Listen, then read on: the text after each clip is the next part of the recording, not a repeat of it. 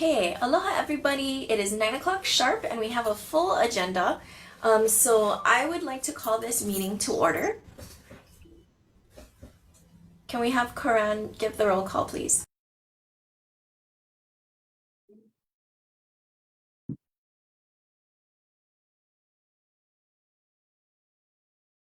I don't hear anything. Is that the same? Yeah, I think I Okay. cannot hear Karan.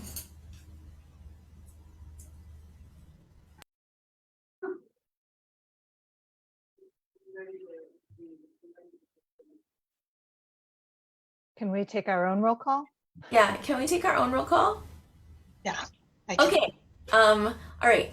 I will start the roll call with Vice Chair Keener, Here.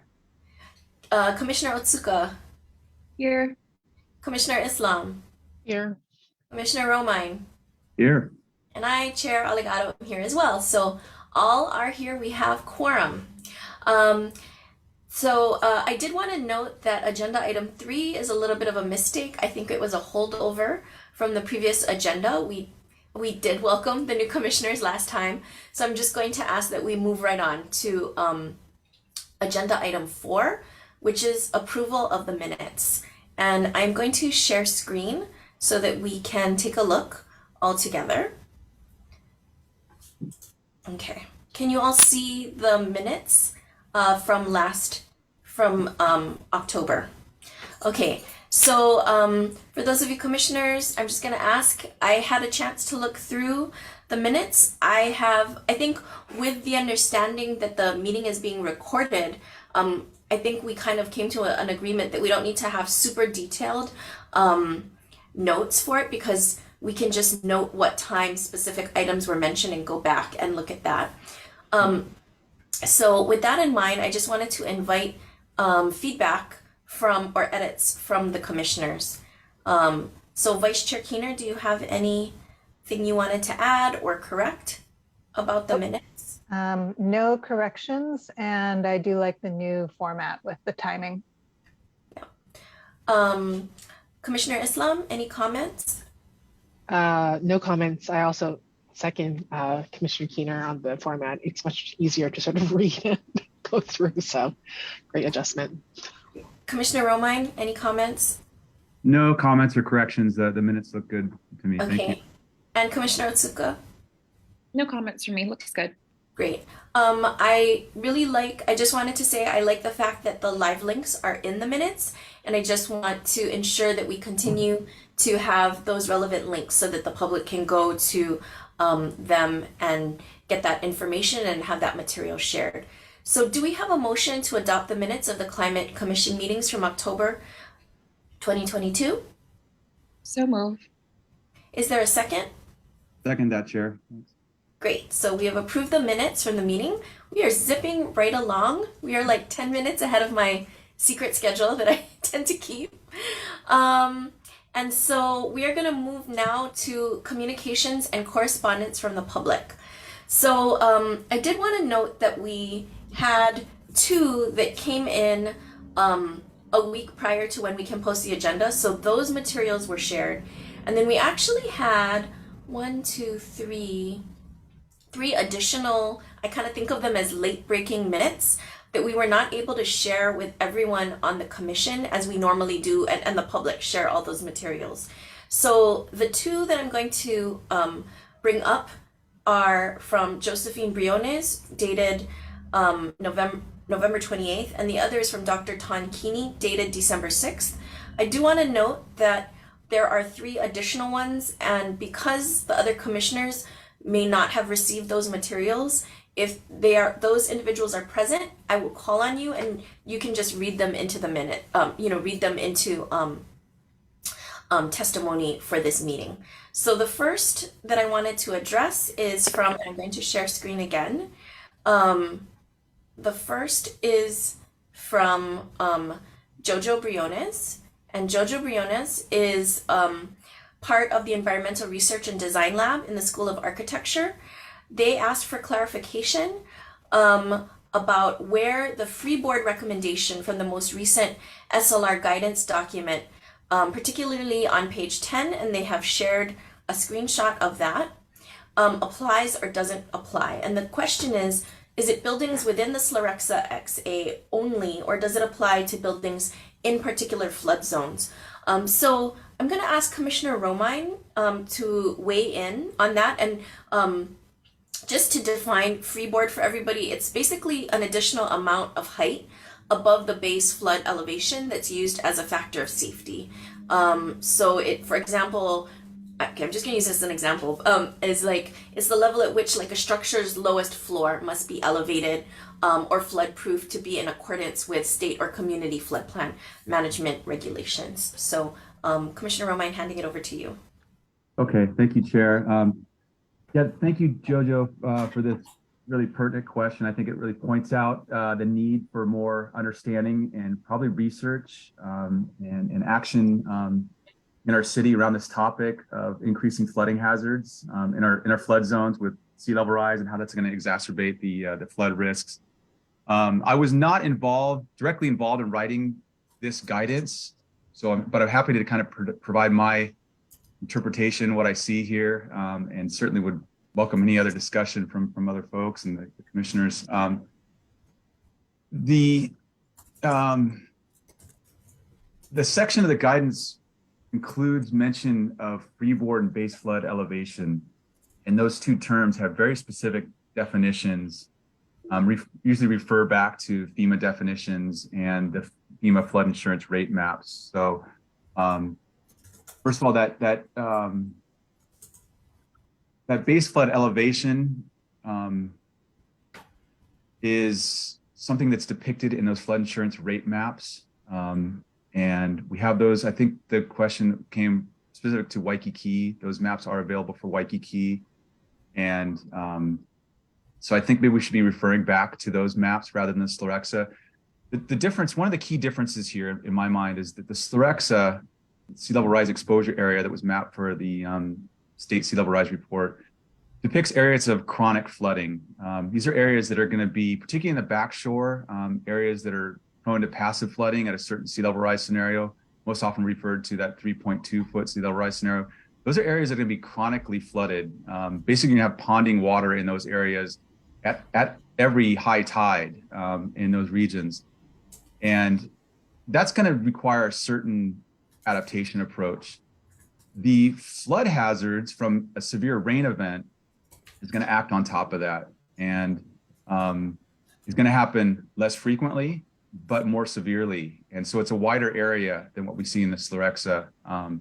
And so I think it's based on the particular references in that passage of the guidance, the mention of specifically of freeboard and base flood elevation. I think we're talking more about that 1% annual chance flood area, again, that's represented in those FEMA flood maps. So that would be my recommendation, would be to refer back to those rather than the Slarexa, though the Slarexa may help to provide information about where additional groundwater and flooding hazards will be the greatest. Now, there is ongoing research on that topic on groundwater by the Climate Resilience Collaborative at UH, Dr. Fletcher's shop. So this is a key area of ongoing research, but I think for the time being, just based on the language here, I think my recommendation would be to refer back to the FEMA flood maps when describing freeboard and these additional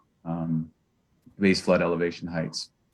That is the pathway for regulatory flood design, and I think has the best chance for actually implementing these increases in design heights. The Slarexa isn't quite ready for that. I think we're talking again about that 1% annual chance flood, not just the chronic flood that will exacerbate that flood too. I'll stop there. Happy to answer any follow-up questions. Chair, you suggested maybe we provide a written response to this question. I'm happy to lead that. I don't know if you want that to come directly, solely from me or from the commission. So what's typical with if a sender is requesting a response is that a commissioner will with the most expertise or comfortable, whoever is most comfortable responding, will write up a response and then we'll send it to Director Gonzer, and then we'll put it out through that way. So thank you, Commissioner Romine, for volunteering to write up our response, to just clarify what you just said. Yeah. And it's a good reminder and a flag that the next time we update the SLR, that could be a point of clarification that we might want to add in. So that sounds great. Do any of the other commissioners want to weigh in on this question?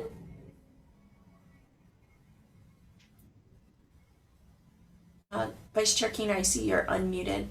Are you all good? Or okay, all right, good. Thank you so much. And so I'm going to stop share on that. Or actually, what I'm going to do is I'm going to shift to the next to the next piece of testimony that we received. Actually, Dr. Keeney sent in 2 testimonies this round. One on December 6th, which I'm sharing right now, and one on December 14th, which he may choose to read into it if he wishes, but perhaps he will find we have a somewhat of a response for him. So if you recall, Dr. Keeney has been very dedicated in requesting a study of global warming potential from air transport to visitors in Hawaii. And you can see from the text of this testimony that Commissioner Otsuka had offered to contact Chief Energy Officer Scott Glenn for their thoughts.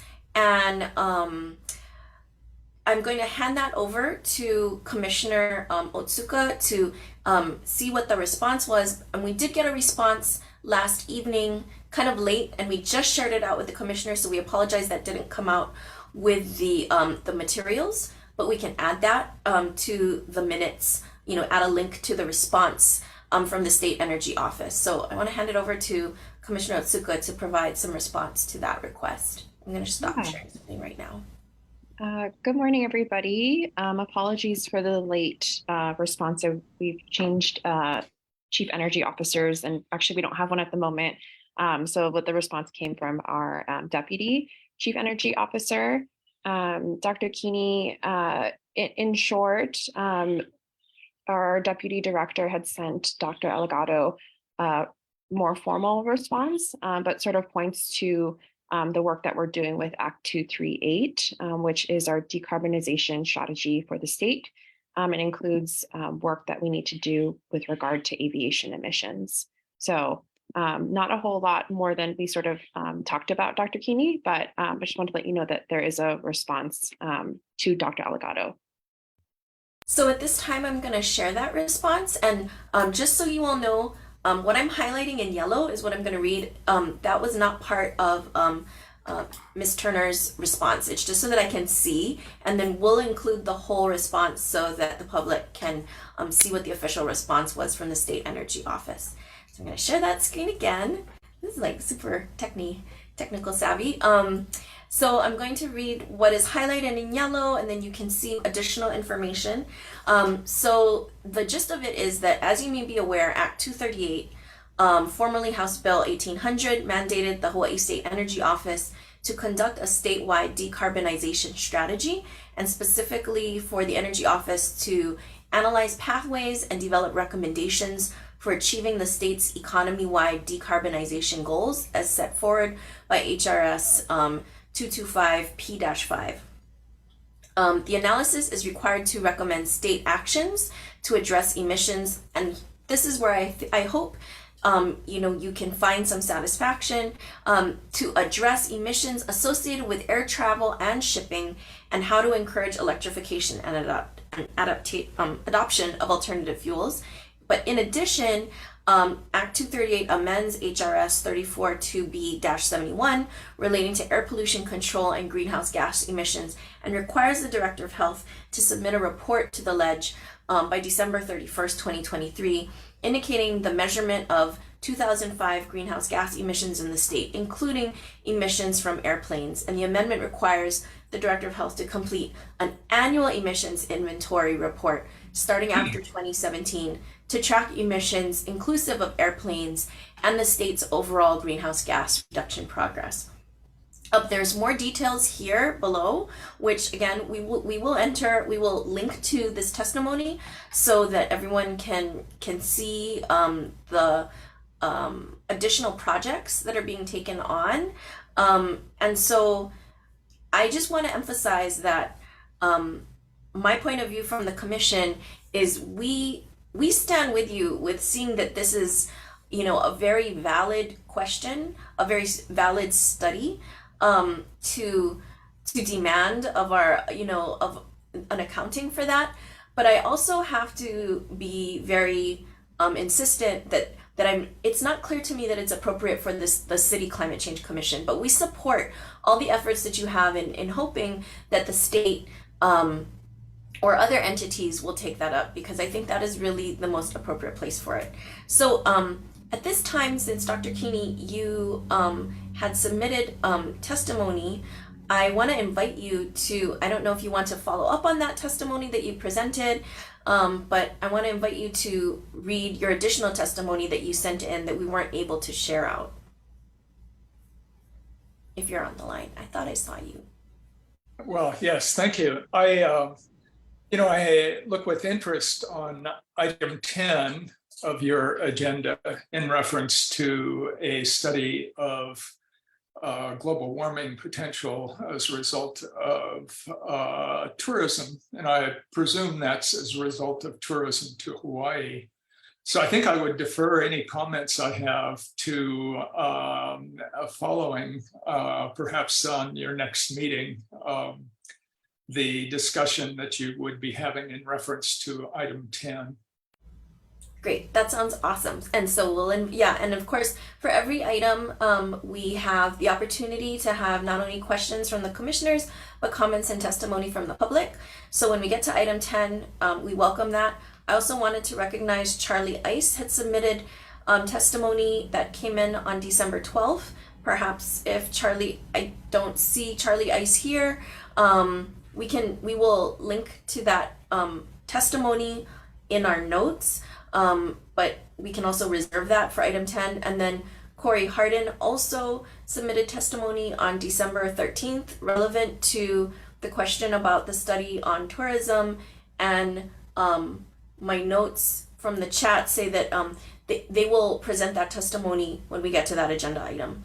So I'm going to conclude that that's it for the communications and correspondence from the public.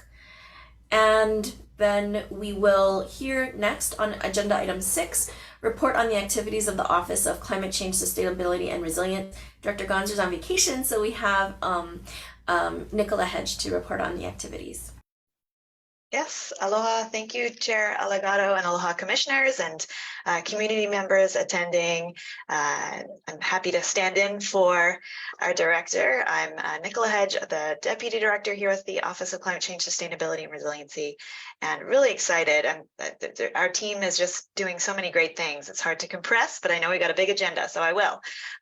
First and foremost, Climate Ready Oahu. That is an effort that a citywide effort led by our office to develop a climate adaptation strategy intended to outline adaptation priorities and include specific measurable steps that the city can take alongside community in the face of a changing climate, particularly around 5 hazards that the process to date has really elevated as some of the biggest risks we need to continue to prepare for very actively. And since our the last commission meeting, we've really focused on working with other city agencies and city departments. So a number of meetings, including one happening concurrently with an agency, have been going on to really dive into these issues and have been really illuminating, because a lot of this is exacerbating things or risks that we already face, but also presenting the city with new questions that we need to begin to answer and work collaboratively on. We have a couple of new members to our energy team, shifting to another front, which I'm really excited. They're helping to drive key actions in our climate action plan, really focused on what our city can do to reduce emissions from Oahu. We have Marissa Kunch, who's our energy efficiency specialist. She's really focused on implementing our Better Building benchmarking program that is both in action in the Oahu Resilience Strategy and our Climate Action Plan. Has been meeting with a number of stakeholders. Since last meeting, had a workshop with BOMA. We've put out our first newsletter. We encourage folks who might be interested in that program to contact us so you can stay in the loop on how that program evolves. And also Rory Kirkpatrick, she recently joined us this last month as our climate action and mobility specialist. And so really going to help us focus on the transportation related, especially ground transportation related emissions that we've outlined in the climate action plan, especially given there are quite so numerous, and continue to work with stakeholders and partners and alongside our Department of Transportation Services. Around affordability and climate action, our team have put forth some references or resources that we hope are helpful to the community around the Inflation Reduction Act. So that was passed in August, I believe, by the federal government. Really a once in a generation opportunity, given that I think it's $370 billion that the federal government is investing in these focus on both affordability and climate. And we have a link, I can put it in the chat, on our website. Oh, somebody has, thank you, and has some of the resources that are coming out. Some are just going to get started in the new year, like tax credits that are coming online in 2023, and other types of grant opportunities, not through the city, through different federal agencies, and have broken it out by individuals and homeowners, nonprofits, businesses, farmers, and agricultural interest developers and building owners. So we hope that there's some good resources. We'll certainly keep those updated.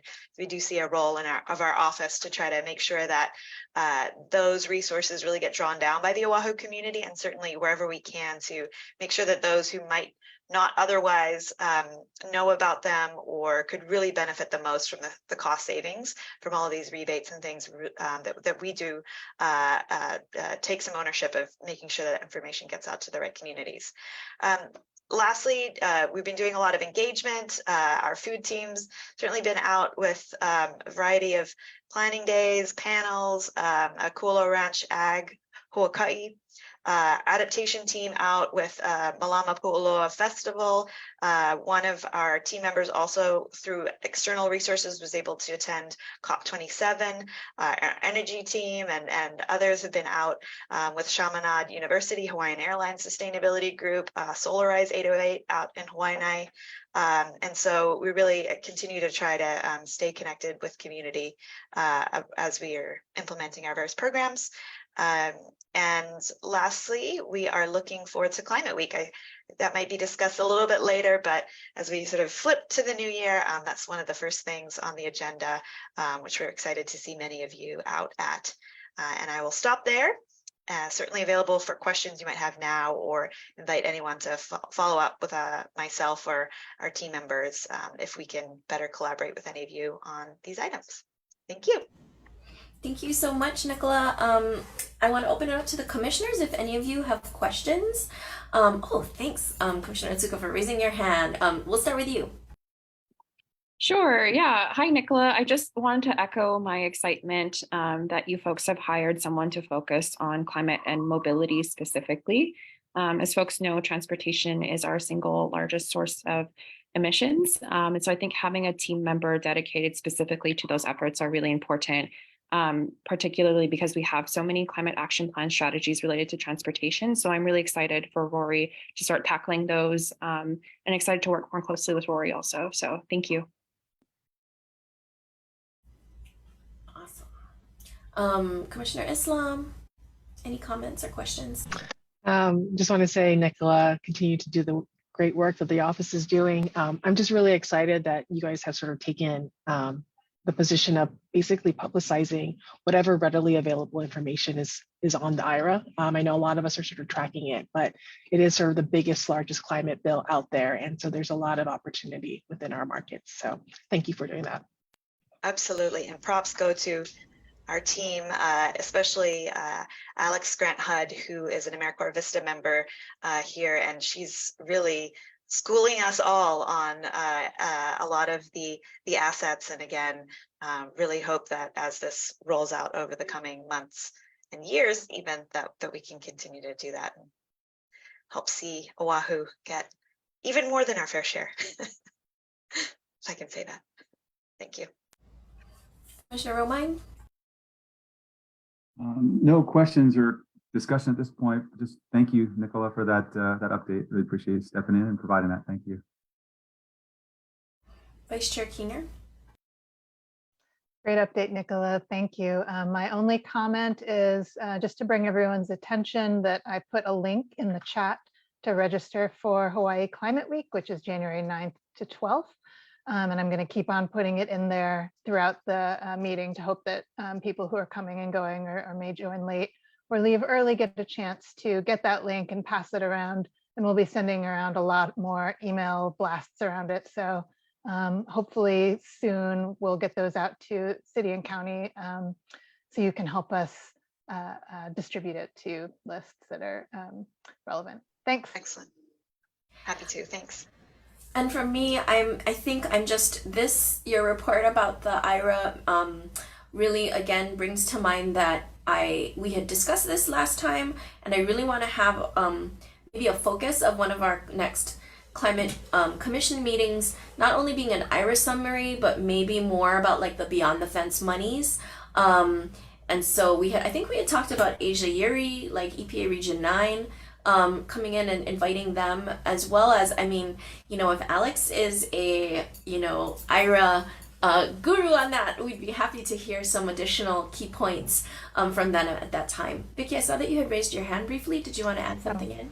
I just wanted to note that I saw a presentation by Alex already on some of the summary work she's done with the IRA, and it was fantastic. So I think that having both her and Asia and anyone else with any relevant information could be really valuable to the whole community. Sounds great. Commissioner Otsuka? I think I offered at the last meeting, but I'm happy to coordinate Asia as a speaker. So if and when we decide to have this be an agenda item, I can certainly help. That sounds great. I think that I would say, well, I would like to hear about these sooner rather than later so that we can have better. So I would say we're looking to, we should probably, I don't know, up to you guys. What do you think? Maybe agendize it earlier in the year. So we can work on that as a commission and working with OCCSR. All right, so at this time, I want to see if the public has any testimony or comments on the activities of OCCSR. Just for ease, if you could use the raise hand function in the reaction so that I can see who wants to give comment, or you can also indicate in the chat.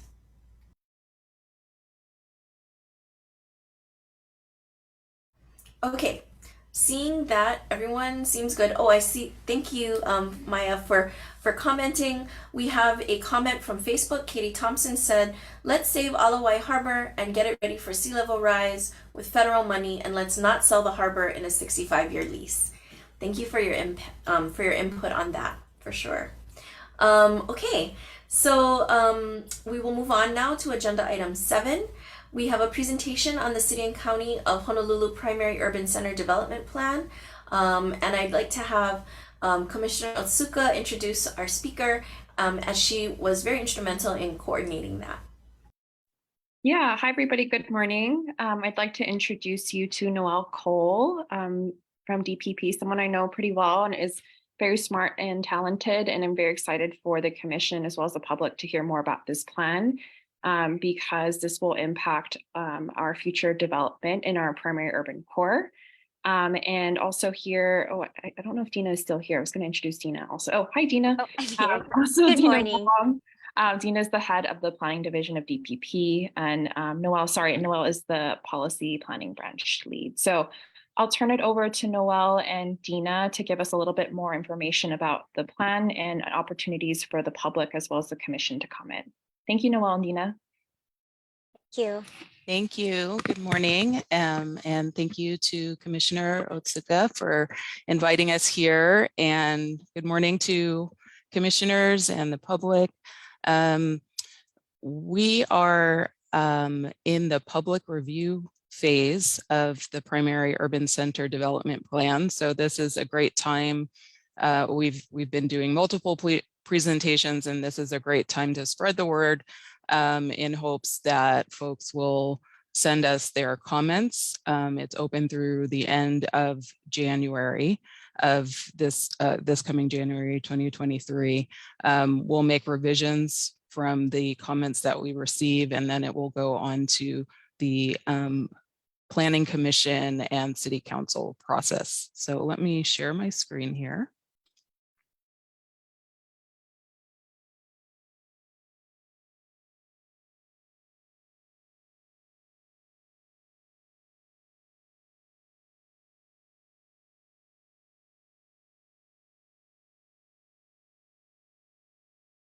Oh, Dana, I need help.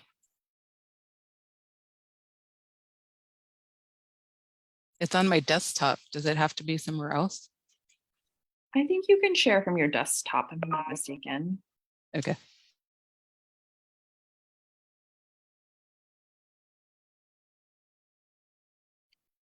Worst case scenario, Noel, you're welcome to email it to me and I can share on your behalf, or OCCSR, whichever.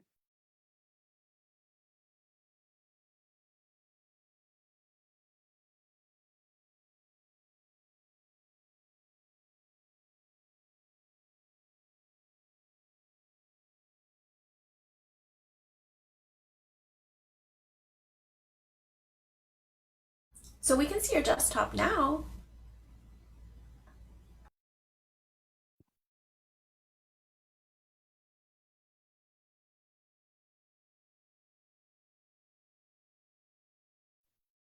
Okay, she almost is ready to share. Sorry for that delay.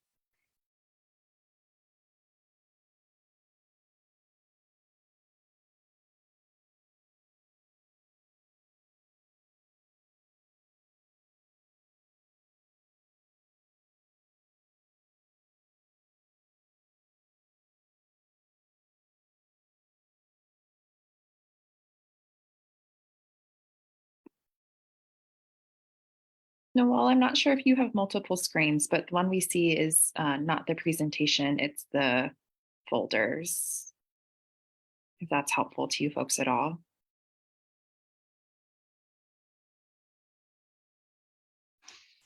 Okay, I'm going to email it to you if you don't mind. I can see it on my screen. Okay. Very sorry for this. If you can move me to the next agenda item. Okay. Sure. So sorry. No, not a problem. Just want to consult with Courtney. Is it okay if we go to the next item and come back?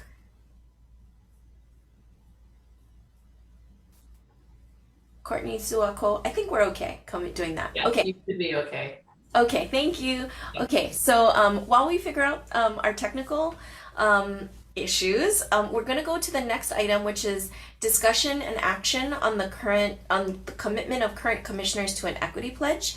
And I'm actually going to steal. I'm going to ask that Noelle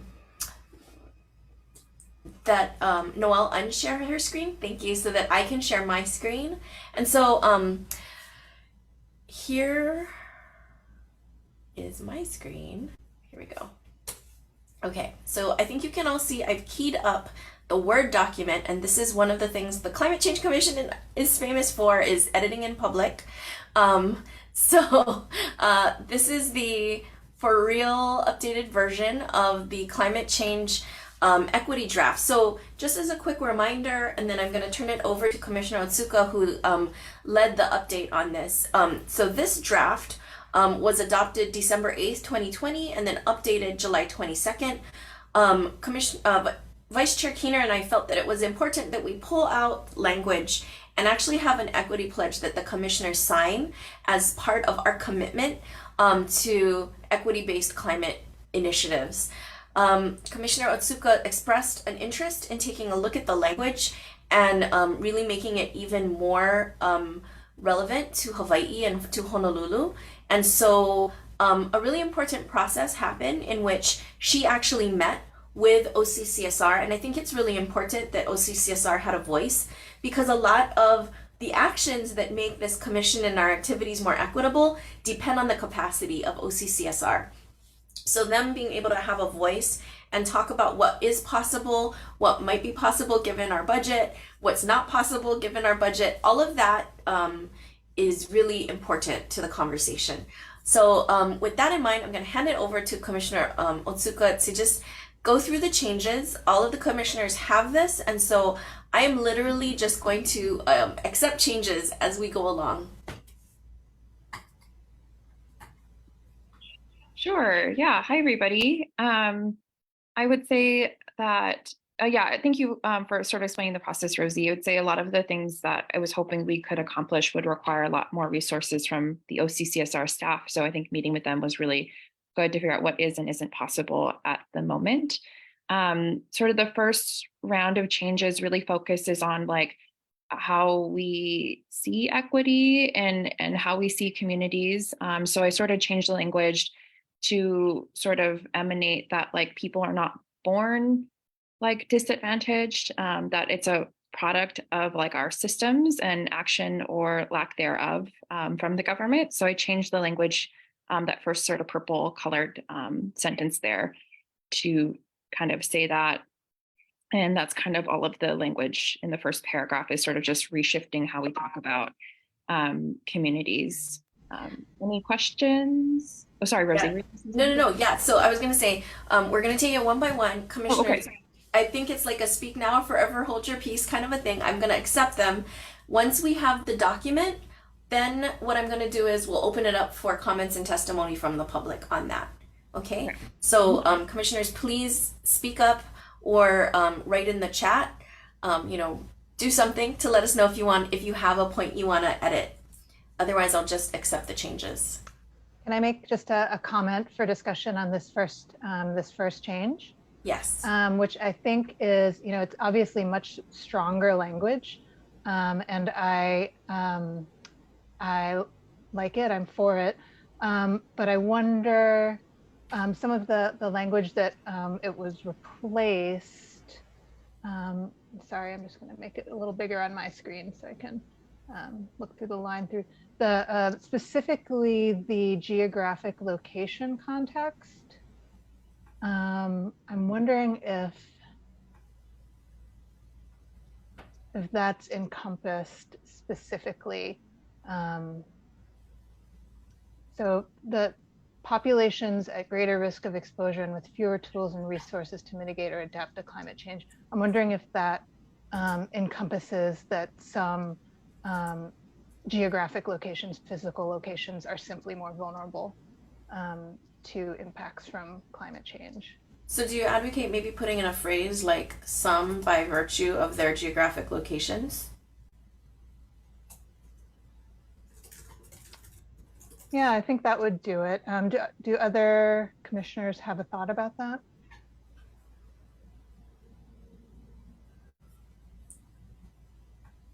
So for Commissioner Romine, and since this might be your first time editing in public like this, please feel free to come off mute and just be like, it's good by me. And Commissioner Islam, you know that the deal too. So just if it's like, it's good, I'll just accept the change and move forward.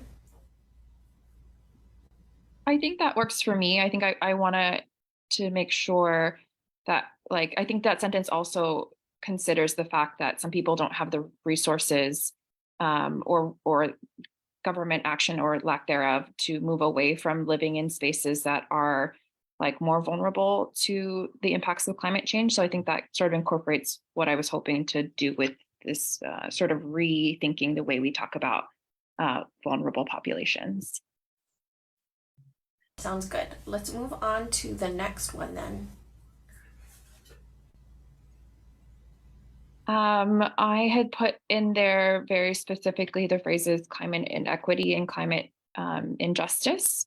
And again, really focusing on policies and systems as a means or as the reason why folks are vulnerable rather than people being born vulnerable.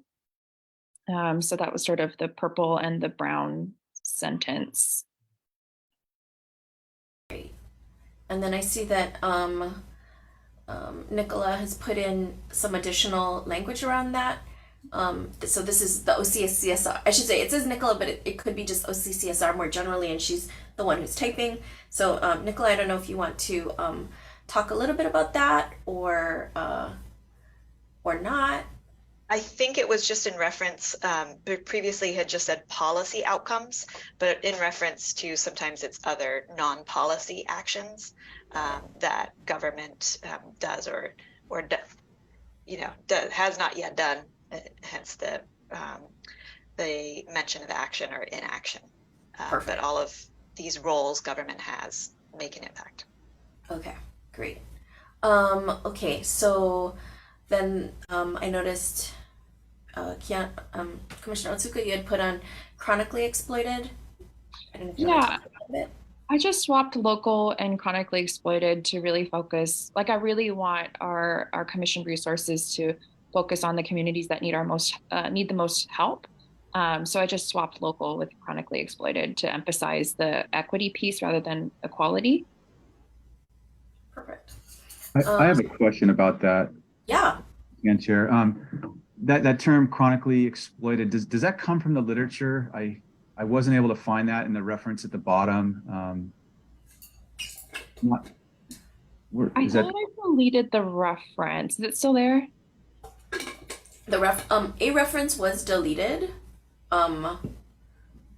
It's from this social dimensions of climate change. I don't know if there was a reference that was deleted, but it was up here. But there's no reference that was provided in the drafts referring to chronically exploited. Yeah, I'm not sure if I'm comfortable with that either. Go ahead, Brad. Yeah, I guess to simplify my question, just want to make sure that's a term that's been used elsewhere. First time I've seen it, but then I'm not a subject matter expert on this topic. I feel like I'm almost not comfortable with that because I don't know that local communities that we are specifically talking about would feel comfortable being referred to as chronically exploited. Okay, let's hold that. Yeah, I would say something like communities that have been made vulnerable. I think I'm trying to move away from that mindset of made vulnerable. But I'm open to what others think. Oh, and then I know I did say we were going to hold it till the end, but Nancy McPherson, who is like an amazing wordsmith from DHHL, has weighed in with historically disadvantaged.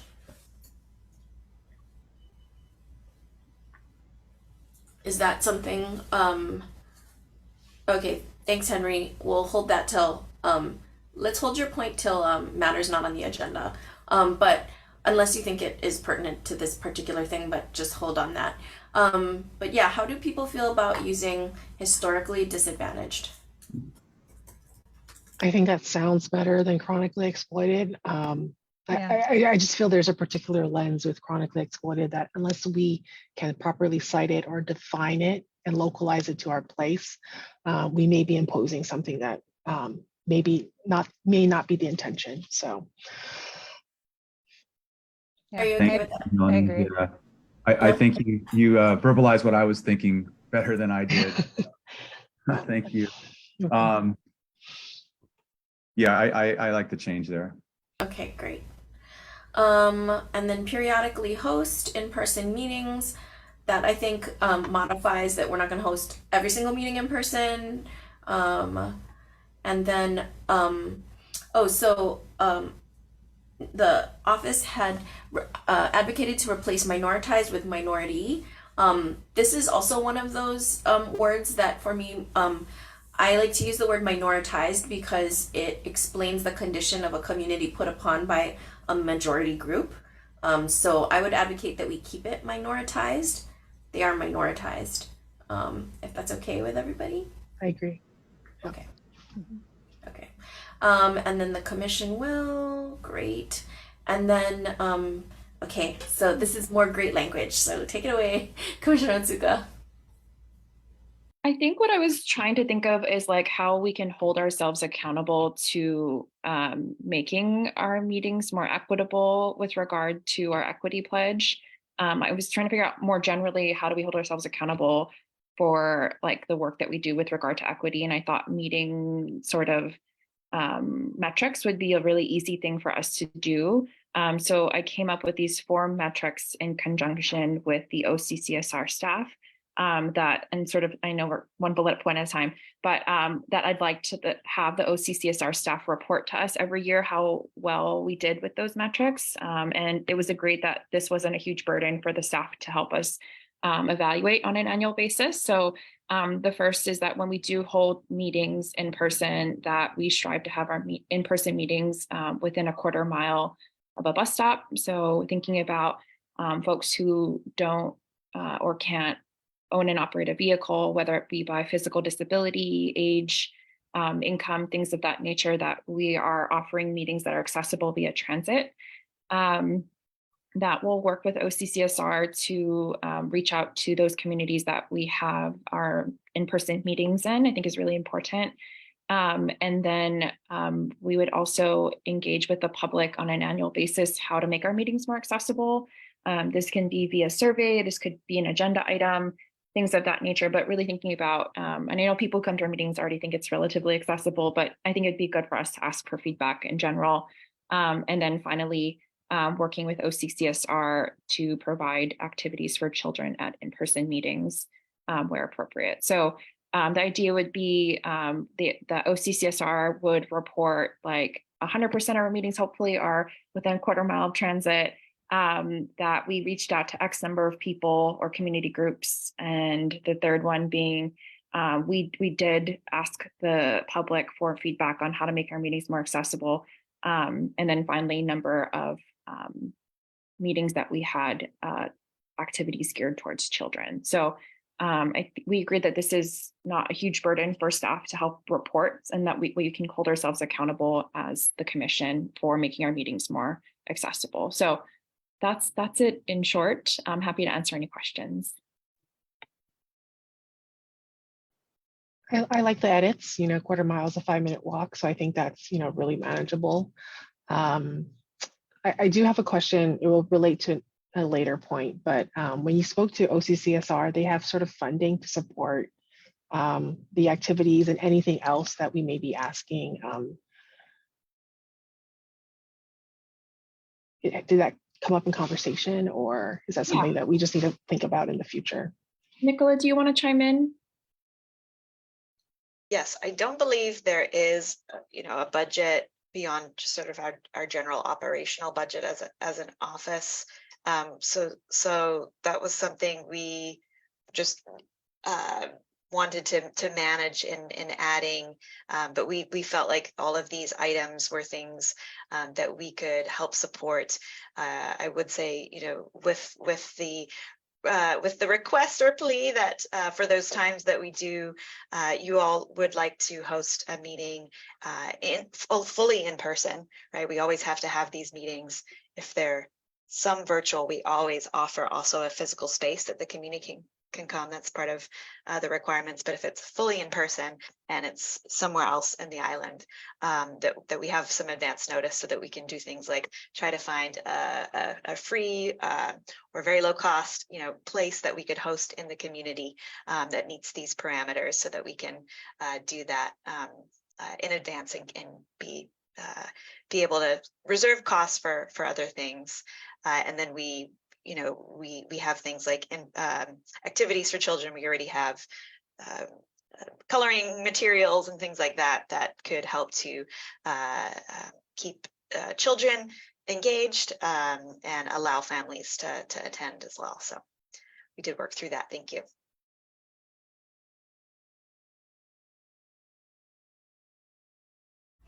Any other commissioners have thoughts about these? I am personally in support of all of these, and I think it represents a lot of work on the part of Commissioner Otsuka as well as OCCSR to come up with these and have, really kind of, like rubber meets the road conversations about what's doable and where we are at. So commissioners have any other thoughts about this? I like those changes a lot. Okay. Agreed. Looks good. Thank you. Okay, I'm gonna go in and accept the changes. Okay, starting. Oh, here, here.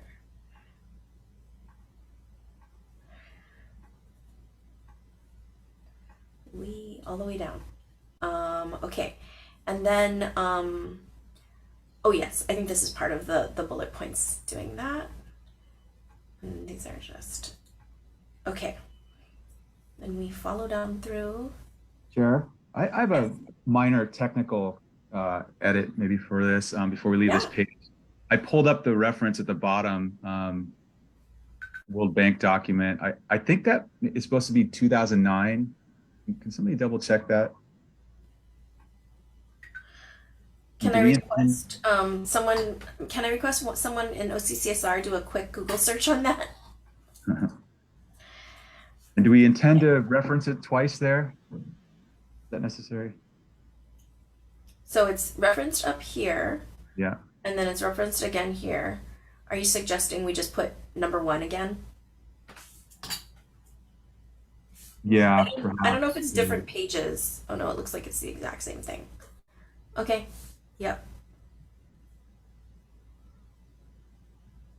Or IBID, maybe, to shorten it. Yeah. Yeah.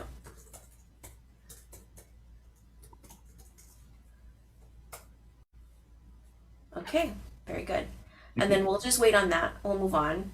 And then here is additional things. If I can ask Commissioner Otsuka to continue talking to us about this. So this is meant to be sort of a start of a wish list of things I would love for us to be able to accomplish with regard to our community engagement and meeting accessibility. But these are things that we either need to do a little bit more research on with regard to like best practice, but also what is and isn't possible with regard to city resources, both budgetary, legal, and otherwise. So I added some things I'd like for us to continue to explore and try to revisit in the following year, especially with regard to OCCSR staff resources and then also budget. So kind of one of the best practices for community meetings now is to provide optional childcare for people so that they're able to more actively engage in community meetings. Also, one of their best practices is providing compensation for people's time at meetings, particularly for those that were asking for information about their lived experiences. We want to pay them for their time. Also, folks, when we pay people for their time, they typically are much more engaged also.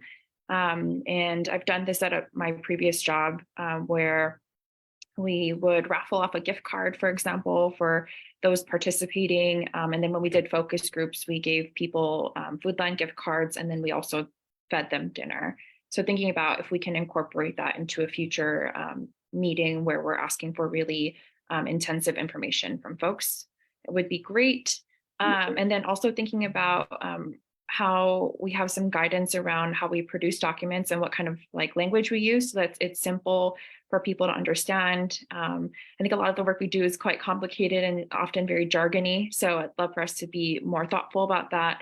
And then finally thinking about how do we translate our commission documents, so our agendas particularly, and then also our white papers. So, you know, maybe we think about translating the like executive summaries at the very least of our commission documents, and then what languages. So I think we're kind of going back and forth with OCCSR, like we need to figure out what languages we're prioritizing with regard to like available budget. So we have a little bit more work to do with regard to figuring out sort of these 4 suggestions I plugged in there. And then again, engaging with the public on at least an annual basis. I think maybe we might come up with some other ideas about how to make things more accessible, and then working with the OCCSR staff to figure out how to implement those. Great, thanks so much. Feedback from commissioners.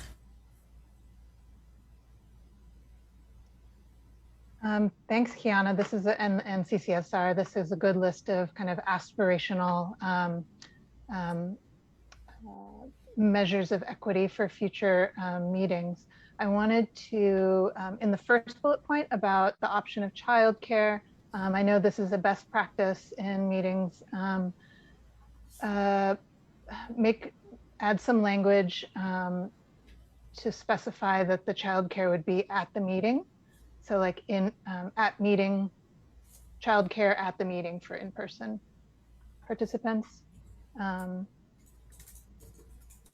And then I had a question about the second bullet point, the compensation. This is also, a best practice in a lot of community research and community work that's going on. I had a question about whether Commissioner Otsuka, in your previous, you said this, that you had done this in your previous role. Was this at the state? And I wanted just to bring it up as a question for Courtney, our legal counsel, if there were any potential issues with compensation to a commission meeting, either for the city or for the commission to think about. You want Courtney to go first, or you want me to go first? Maybe me? Yeah, sure. You go first, Sure. and then Courtney can comment just on legal issues. Yeah, so my job was the funding source was a mixture of federal and state. And so I had our office manager help me research the state portion. And then I reached out to our federal partner to ask if we could do these things. If I remember correctly, I was told we couldn't give cash. Actually, that's best practice, is to give people cash. But we couldn't give cash, but we could give a gift card. So that's why we went with the Food Line gift card. And then we could use our, staff couldn't purchase food directly, but our consultants could. So we had our consultants purchase food for the focus groups. So I got the okay, and this was, I want to say 2018, 2017. This was a few years ago. I'm not sure if things have changed. But yeah, I got the okay from our federal partners, and then our okay from our office manager, who helped me research whether we could do that. Courtney, do you have any input? Maybe I'll just also make a note that for that item, that might be something that we would have to look at for getting external grant funds to support. So that would be maybe a commission or CCSR additional, lift for looking for funding to support that kind of thing. But let me pass it to Courtney now.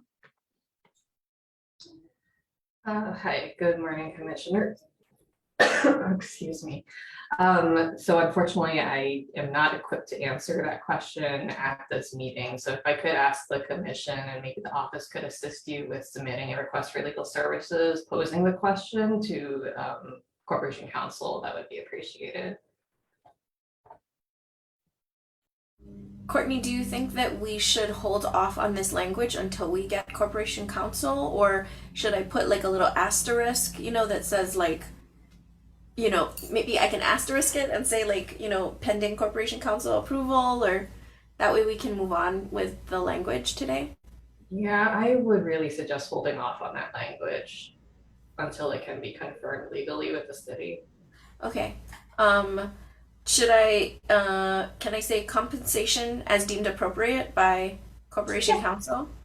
Compensation as deemed appropriate should be fine. I said then Nicola I'll had footnote. her hand Yeah. up as well. Pardon? Sorry, what did you say, Vicky? Nicola also had her hand up. Oh, sorry, Nicola. Yes, please. Oh, obviously, any edits are up to you, and certainly defer to Corporation Counsel's recommendations. That was one thing that Commissioner Otsuka and us discussed, just making sure that this section was really headed with that bullet saying that we would research how the commission can implement. So it was really, we don't know all the answers, and the intent is to work with you all as you're interested to continue to answer some of those questions. But so perhaps the language could be even how the commission may implement the following, to just continue to say that these questions are still to be uncovered or answered. Okay. Okay, that sounds good. I just want to have us, I'll maybe soften the language. I'll just say, for example, in the form of, okay. And then, oh, I did want to say I saw the word white paper, and our term of art is guidance document, so I just changed that. I hope that's okay. Okay, how do you guys feel about the rest of the text? Any comments, Commissioner Islam? I'm fine with it. I think they're great for, further research for incorporation. Okay, I'm gonna go forth and accept all these changes. Then, okay. Oops. Alrighty. Oh. And then I'm going to change this. Thank you for looking that up. And then there's a final point which was brought up in the chat by Henry Curtis that Vice Chair Keener had addressed about the early on in the first paragraph, we talk about that we acknowledge centuries of chronic exploitation and whether or not deleting it later might be inconsistent. And Vice Chair Keener addressed that in the chat by saying that I think these are two different points that it's capturing. An alternative text that Nancy McPherson suggests is the Commission acknowledges centuries of systemic marginalization. So I put that up for discussion whether or not we feel comfortable with centuries of chronic exploitation versus systemic marginalization. I am agnostic to the text change, either one.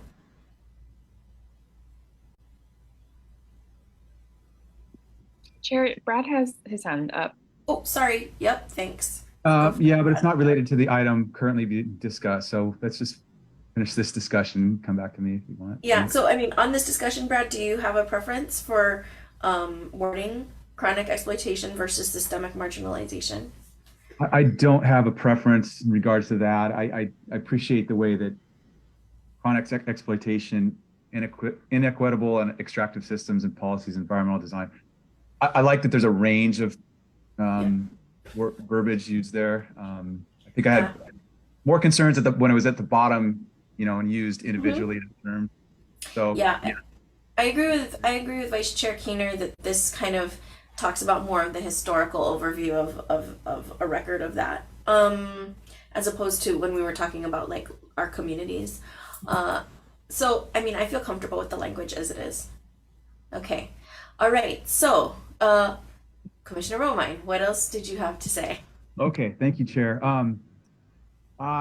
I was wondering if we should have something about varying the times of the meetings in addition to the location. As you all know, we're right in the middle, beginning of the workday here. Yes. And we consider some evening meetings, especially when we're going out to other communities, potentially.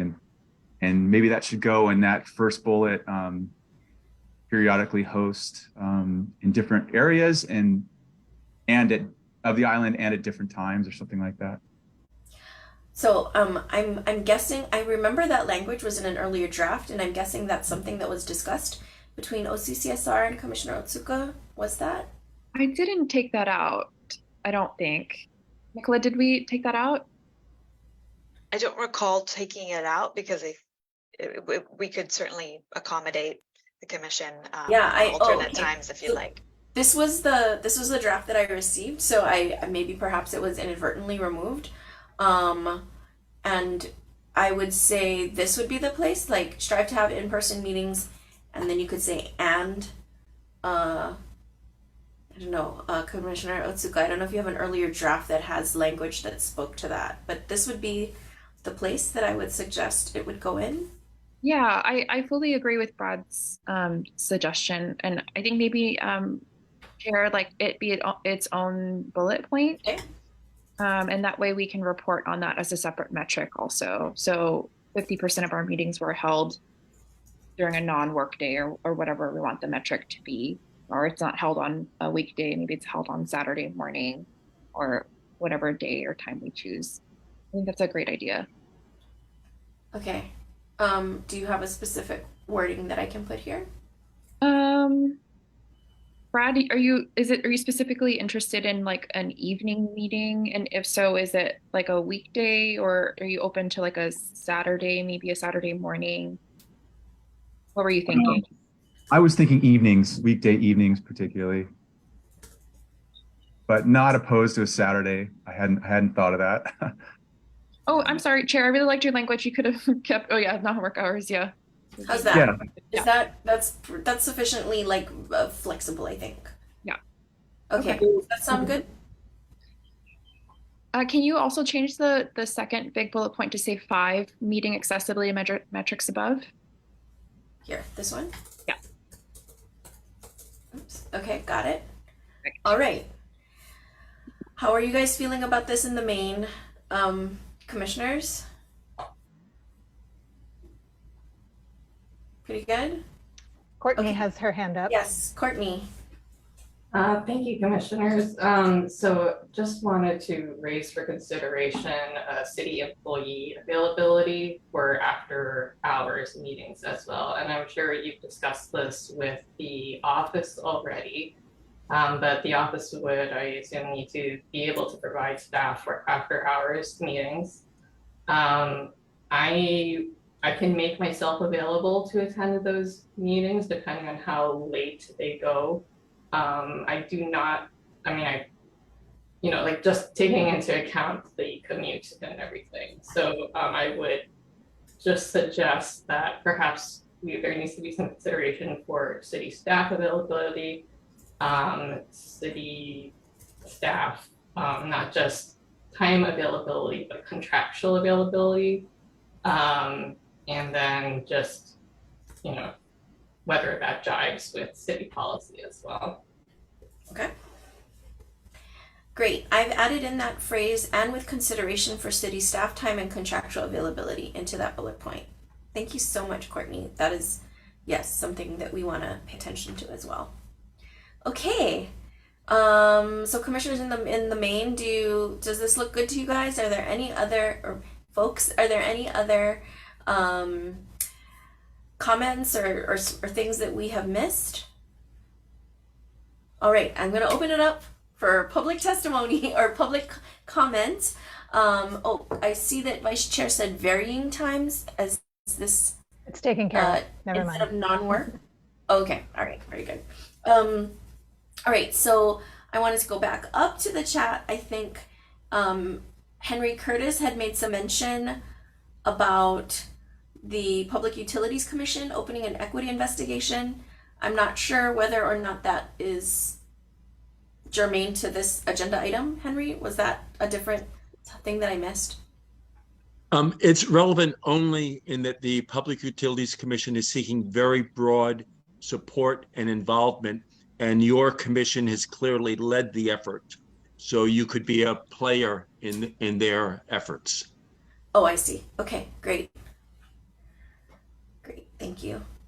Is there anybody else from the public who would like to make comments or feedback about this item? Okay, anybody on Facebook? I forgot to check the last time. Okay, seeing none, I would like to ask if there's a motion to adopt the equity pledge. So moved, Chair. Yep. Is there a second? I'll second. Great.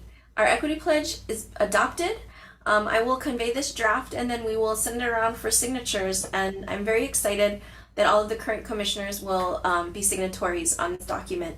And I just, again, want to acknowledge the hard work of Commissioner Otsuka as well as OCCSR for really working to make our guidance documents living actionable items. So mahalo for that.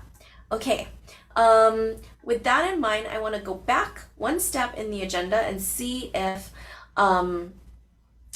Policy Planning Branch Chief, if Noelle Cole is ready to present, and Dinah Wong. Yes, thank you. I think we are in order now. So let me just see if you can see my screen here. You got it, Noelle? Or do you want me to share? Can you see it? I don't see it, no. Oh, no. Okay, can you please share? Yeah, I most certainly can. Wonderful, thank you. I'm gonna go, can you see it in full screen now? Yes. Okay, great. Looks Just let me know good. when to hit next slide. Okay. Yeah. So sorry for the dramatic entrance on a Friday morning. So we'll just jump right into it. So next slide, please. Okay, hold on. Now maybe it doesn't work for me. I'm trying to hit next slide and it won't let me hit next slide. Okay, hold on. Sorry. Oh, there we go. Okay. So the Oahu has 8 planning regions, and you can see them here. 3 of them are actually known as development plan regions, and 5 of them are known as sustainable community plans regions. They're all technically development plans, but the distinction are areas that are recognized in the general plan as areas for continued growth versus areas that are meant to have a more sustainable and slow growth pattern. The primary urban center is the chief area of growth on the island. It has about 45% of the island's population just within this one region, which stretches from Wailea Kahala to Pearl City. And it's the regional boundary is from the top of the mountains all the way to the coastline. So it even though it has such a large share of the population, it also has a lot of conservation land within those limits as well. Next slide.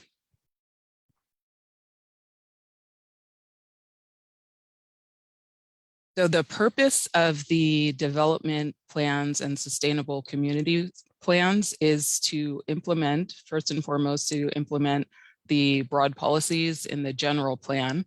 So the development plans then drill down on each of the regions, and it looks more at the unique conditions, natural and otherwise, the preferences of the population, the needs of the varying neighborhoods, infrastructure constraints, et cetera. And then from the development plans flow the regulatory implementing ordinances. So things like the land use ordinance. So where other plans would fit into this would be something like the transit-oriented development plans would be sort of under the umbrella of its larger regional plan as well. Next slide.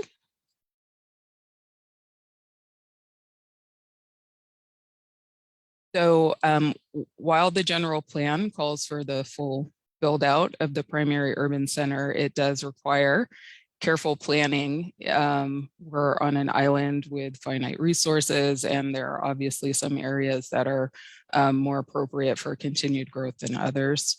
These are the big themes and issues that we went into the primary urban center update with.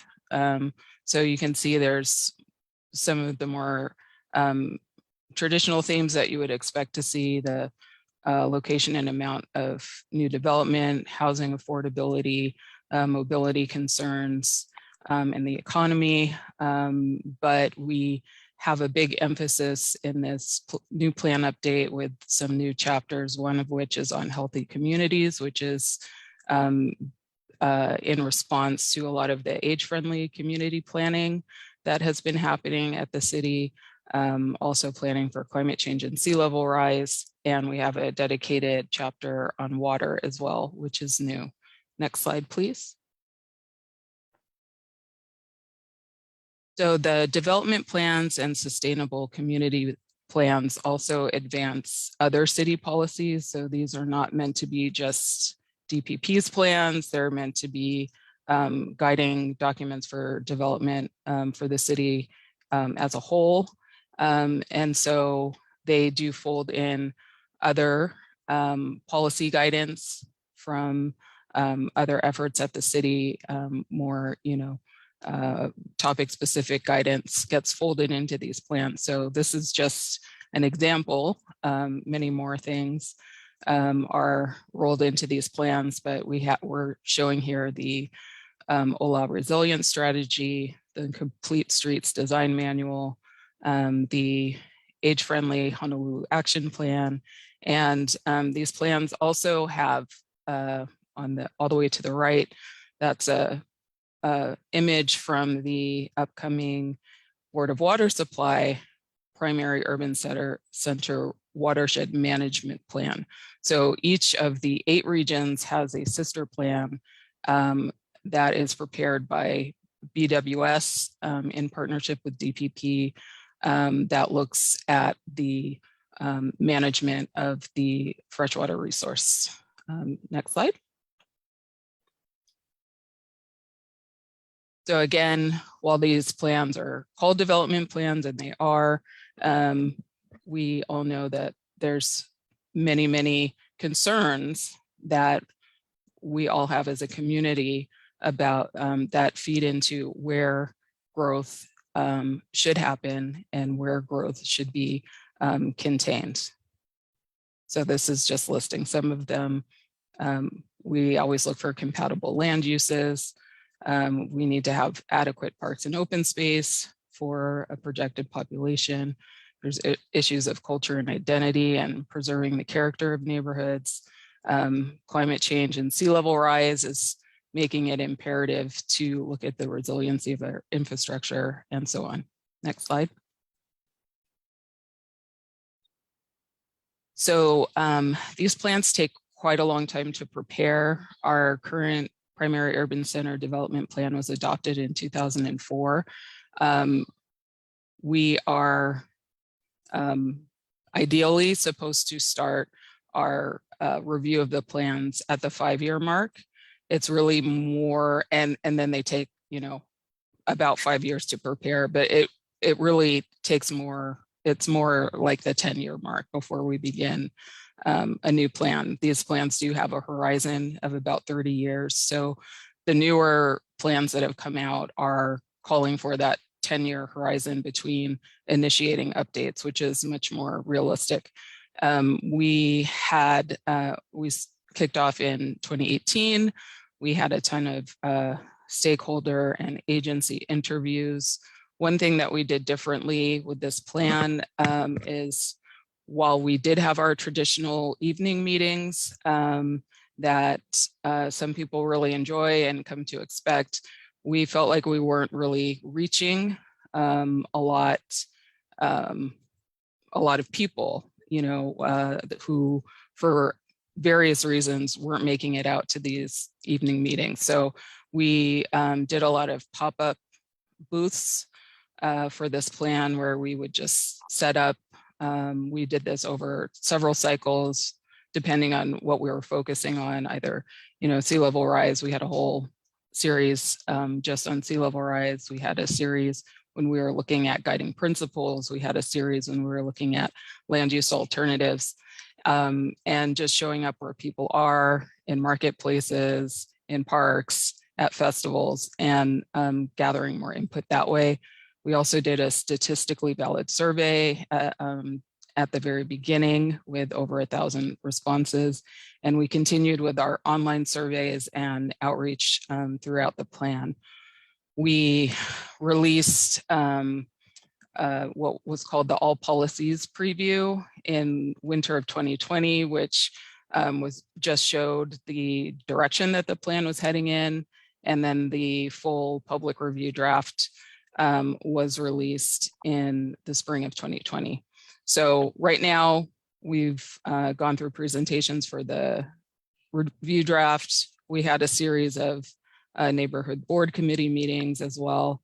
And now we are in the final comment period for DPP before it gets over to council. Next slide.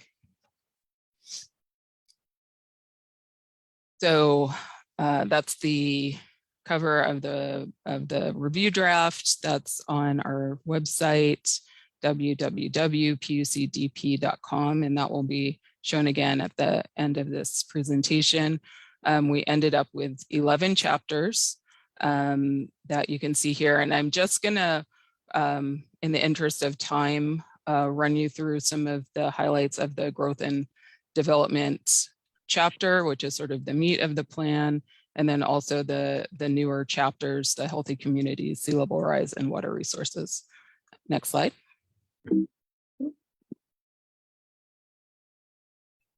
So these, the growth and development and placemaking and character chapters kind of go together, so I'm going to talk about them together. The first is sort of the where and what, and the or I should say is more of the where, and the placemaking and character is more of the what. So, you know, where are we directing the growth, and then how are we creating whole communities and maintaining neighborhood character. Next slide. So just some policy highlights here. Most of the major growth called for in this plan is directed to the transit corridors and mixed use areas where people can meet their transportation needs and also daily services. We're looking to the King Veritania corridor as being both outside of the Slorexa and an established major corridor, which is starting to have more bus rapid transit planning as a good place for sort of TOD light, so around bus versus rail, and with a focus on affordable housing. Another main policy that has come out of the development plans and sustainable communities plans, which has been very successful, is what's called the urban growth boundary. In the SCPs, it's called the community growth boundary.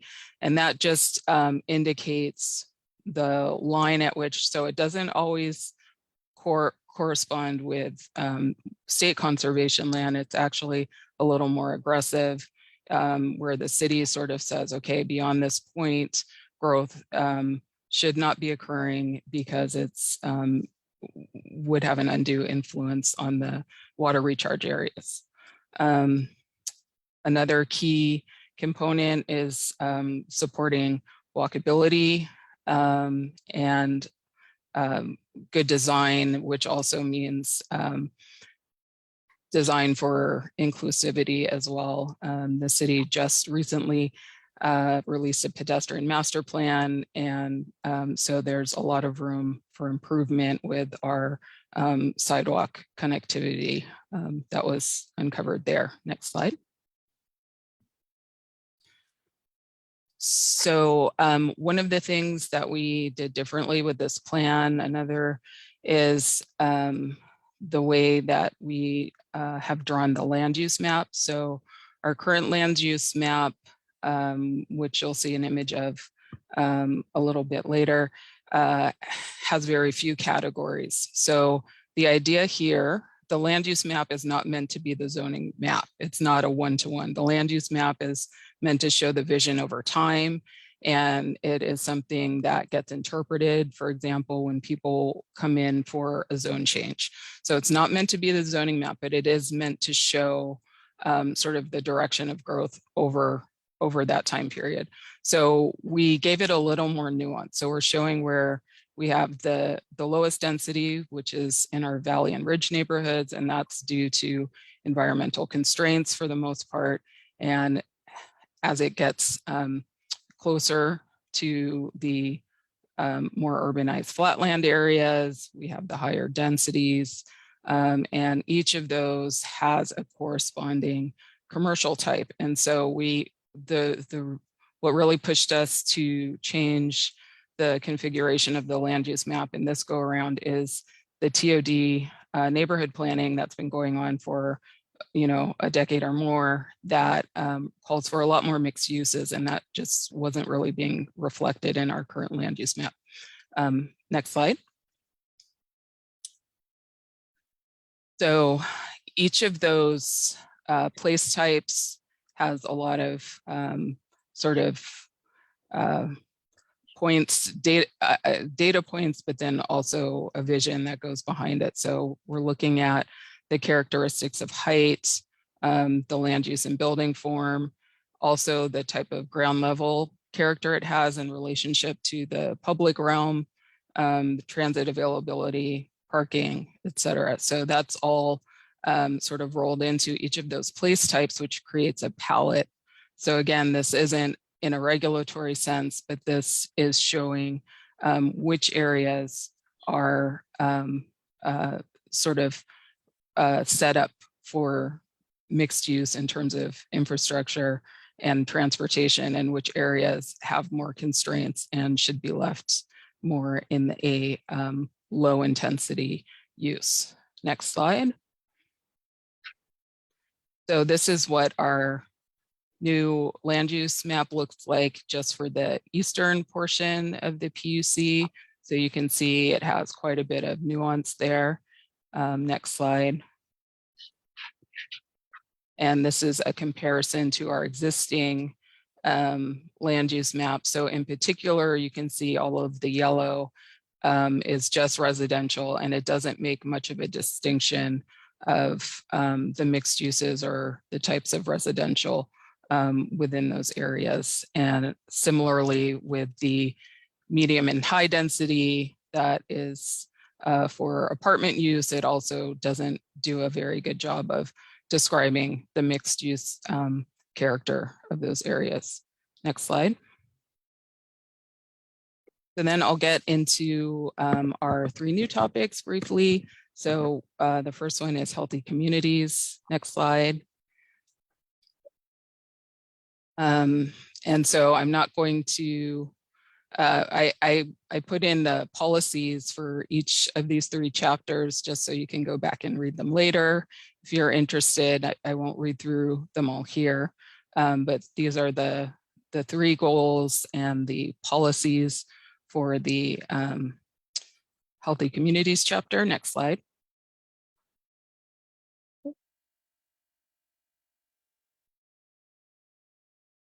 Oh, Noelle, it's like going to the right. Yeah, that's weird. Okay, hold on. Sorry, everybody. I'm gonna stop share and reshare and see if that helps.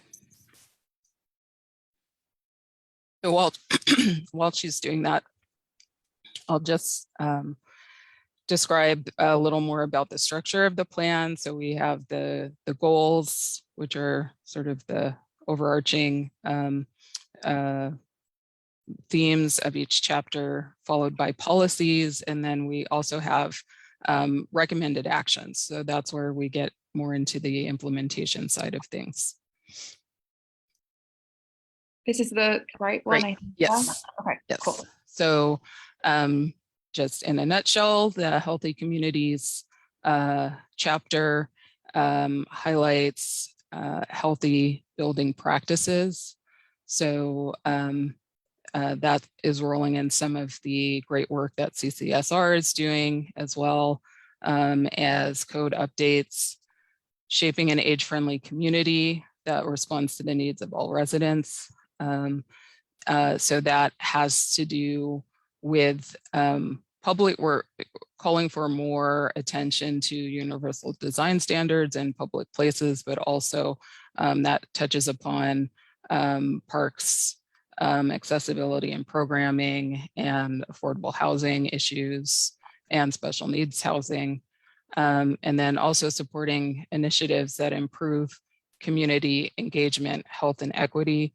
So just some examples of the implementation items in that chapter would be encouraging, so working with developers that wish to use, LEED, whole building design net zero, or other evidence-based systems, rating systems, and major new projects, improving permitting processes for solar energy and EV-ready construction, continuing to reduce permeable paving through site standards, and then supporting and hopefully partnering with other agencies on things like identifying and mapping heat islands. Next slide.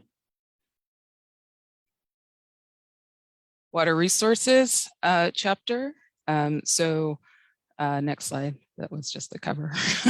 So this was our, these are the drafts policy. So again, these are all drafts. We're actively revising and receiving comments on all of this. Next slide. Oh, it's doing the same thing. Okay, hold on. Let me exit full screen and. Okay.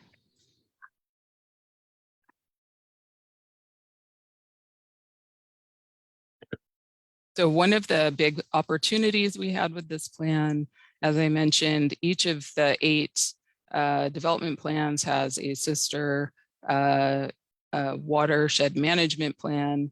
And for this go around, we were actually both updating at the very same time, which is great. So we got to work much more closely with Board of Water Supply on formulating our goals and policies together versus, sort of the back and forth iterations that typically happen. You can see the primary urban center has 3 main drainage areas, and that's what's being shown on the left. And each of them have a number of sort of catalytic projects that are identified by the Board of Water Supply that we tried to bring into this plan. The other major change is our One Water framework, championed by CCSR, our One Water ordinance. And that has been a big success in bringing the infrastructure agencies together and planning to really work on the thorny problem of infrastructure resilience over, for climate adaptation specifically. And so the whole lens of the policies in this plan is through that One Water framework. Next slide. So again, just in summary, using the One Water management approach that integrates conservation and stormwater management, sea level rise potable water supply. I should add also wastewater, and protecting the ground and surface water quality from polluting land uses. So that's absolutely a development plan issue, and maintaining resilient water infrastructure systems. So the other big thing, it is listed here, is conservation, because of the stresses on our water system, both from pollution and from drought. Next slide, please. So finally, I'll end with our sea level rise and coastal hazards planning chapter, and just wanted to acknowledge we had consultants working very hard with us on this chapter from UHC grant, one of which was Commissioner Romine and his colleague Katie Henson. Next slide, please. So we really won't read this one. There's a lot to say here. Next slide, please. Okay, sorry, I have to down and reshare or full screen.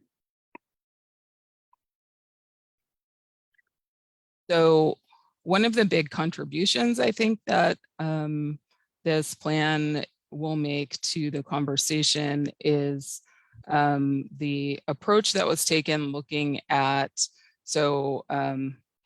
as I said, Commissioner Romine and so Brad and Katie worked very hard on helping us identify the edge conditions all the way along the primary urban center. So whether it was natural beach, of which there's not much, mostly just in Kahala, all of the areas where there's hardening, various levels of hardening, boat harbors, natural and man-made beach, wetland, etc.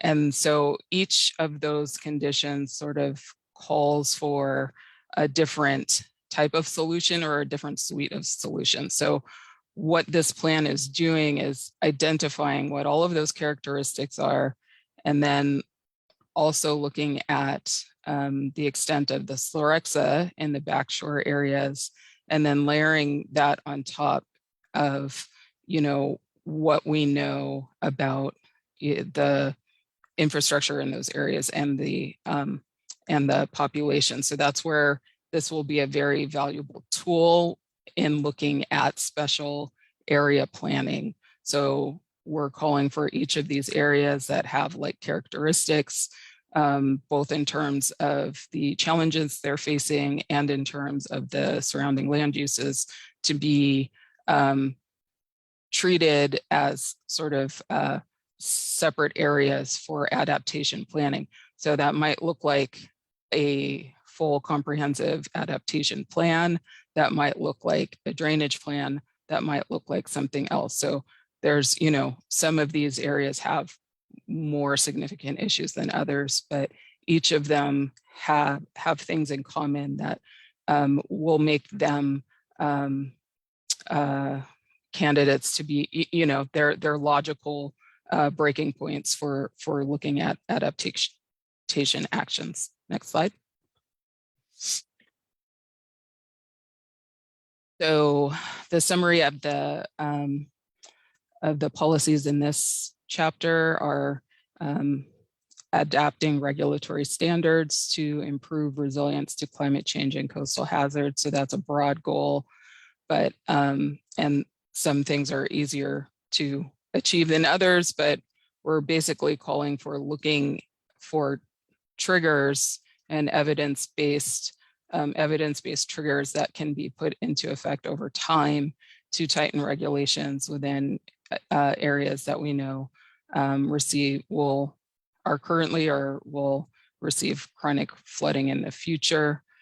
And also for continuing the coordination of planning for sea level rise across agencies, because it's really it's an all hands on deck issue. Next slide. So just, I should mention that DPP did receive funding this year to work on a special area plan for Waikiki. And so that's something that was called for in our previous development plan and this new draft DP. And so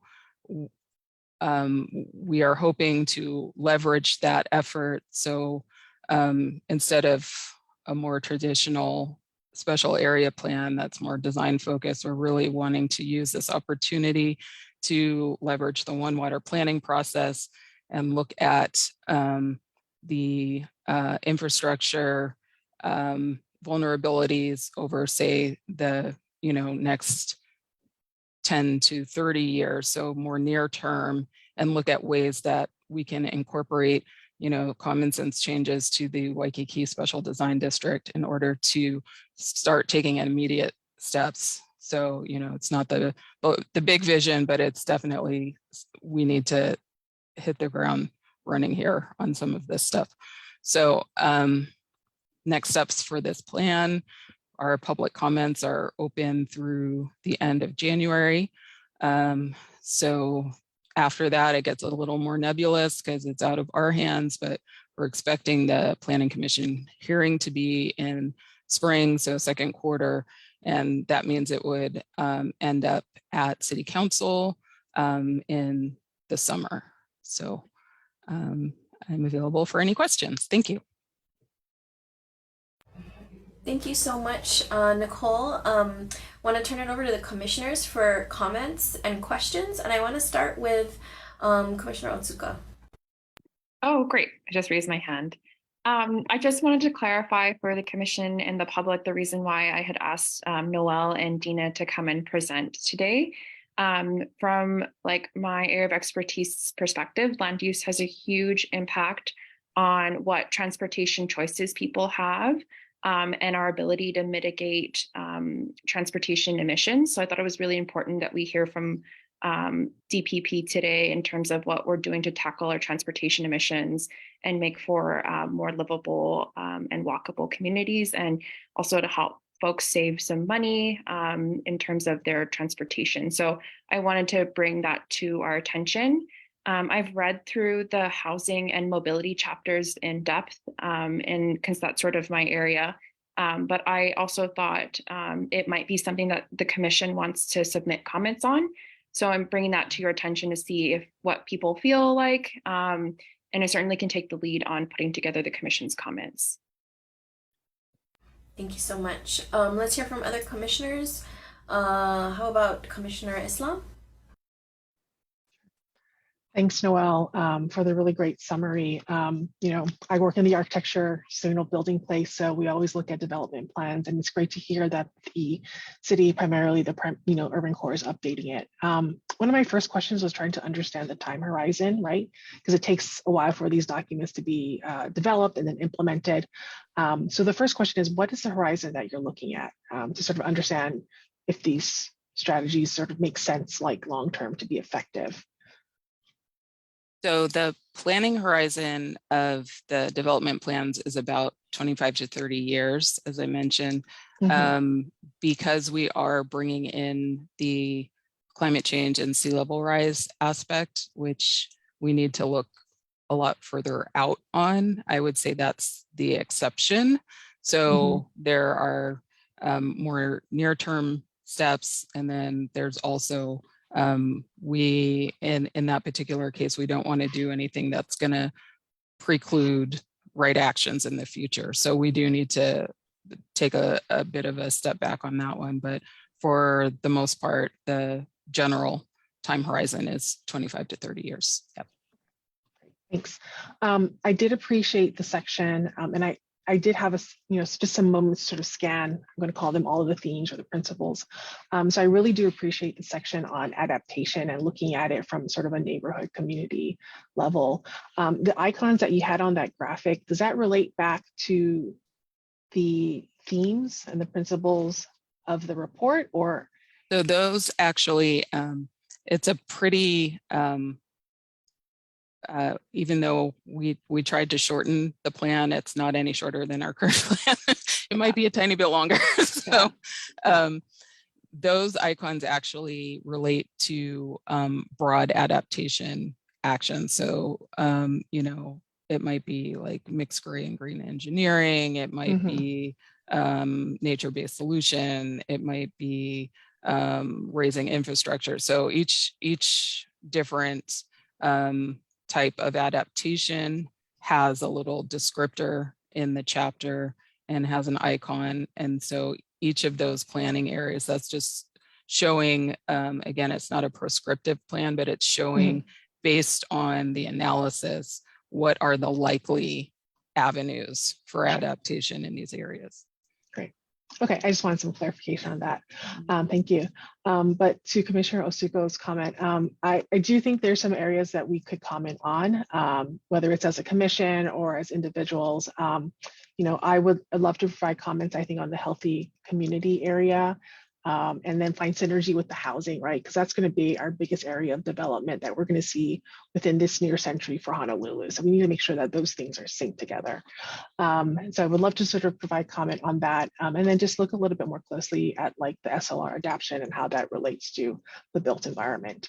So that would be great. Thank you. Yeah.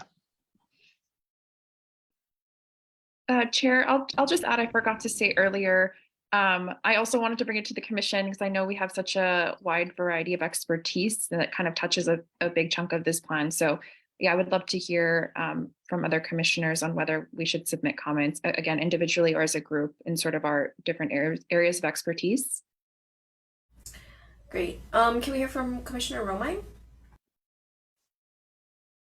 Yeah. Hi, Noelle, Dina. It's nice to see you. Thank you for the presentation, the overview. I know a ton of hard work has gone into this, and it's great to see it to get to this point. I particularly like the how graphical, illustrative the plan is so far. I think it really lends itself to being easy to read and get through, even though these are long plans. And thank you for your open-mindedness and getting through the climate change and sea level rise chapter too. There's a lot in there, and I really enjoyed working with you all on that, and hope we'll get an opportunity on another plan in the future, though this one's not done yet. I particularly want to recognize, it's already had some discussion, but the site-specific adaptation options that you have in the climate change and sea level rise chapter. I'm really happy to see that approach, that we're not trying to identify kind of one size fits all adaptation approaches to these impacts. And I think it lends itself well to kind of the next stage of adaptation planning that we need to do, which is maybe a a little finer scale, a kind of a neighborhood scale. I think it provides a pathway to considering that to, more site-specific adaptations at that not community plan scale, but what I think of as a neighborhood or a community. So thank you for doing that. Yeah, I'd be happy to contribute to. I guess I'd be more interested in a group commission review of it and some responses. I say that because I'd be particularly interested in hearing what others feel about the climate change and sea level rise section. I've certainly put my thoughts into that. I need to look at it one more time, but interested to hear your thoughts too. So that would be a nice idea. Thank you. Thanks. Thanks, Brad. I put an ask to Courtney. I'm not sure if you're allowed to contribute to it because you already contributed. If the commission does provide feedback, I'm not sure. I've put an ask to Courtney and she might advise us in this little back and forth period. Thank you. That occurred to me. I'm willing to recuse myself if needed. Yeah. Okay. So I want to hear from Vicky. Thanks, Rosie, and thanks for that great presentation, Noel and Dina. It was extremely informative, and I also would be interested in providing feedback more specifically about around the One Water framework and the options there. I mean, with all of the expertise on the Climate Commission, I think that putting together all of the different parts that we have background in and would be able to provide testimony on could make a strong kind of letter in review if we both submit it as part of the plan review process and as a official commission document of some kind, whether it's a letter that we post as one of our outputs, as we did before with the One Water paper. Thank you. So I'm just going to put that out there, and I wanted to ask Noel and Dina specifically if, like, strategically, if they would, if you would rather, if there's anything to be gotten from us submitting as a commission rather than individuals, or if it really doesn't matter as long as the input's there. I don't know that we can answer that even because we're not, but I think, I mean, just from my own personal point of view, we're open for comments now. So what I really want to see is the more comments, the better, because we want to make this the best plan that it can be. So I would just say, however they come in, we just want the comments to come in.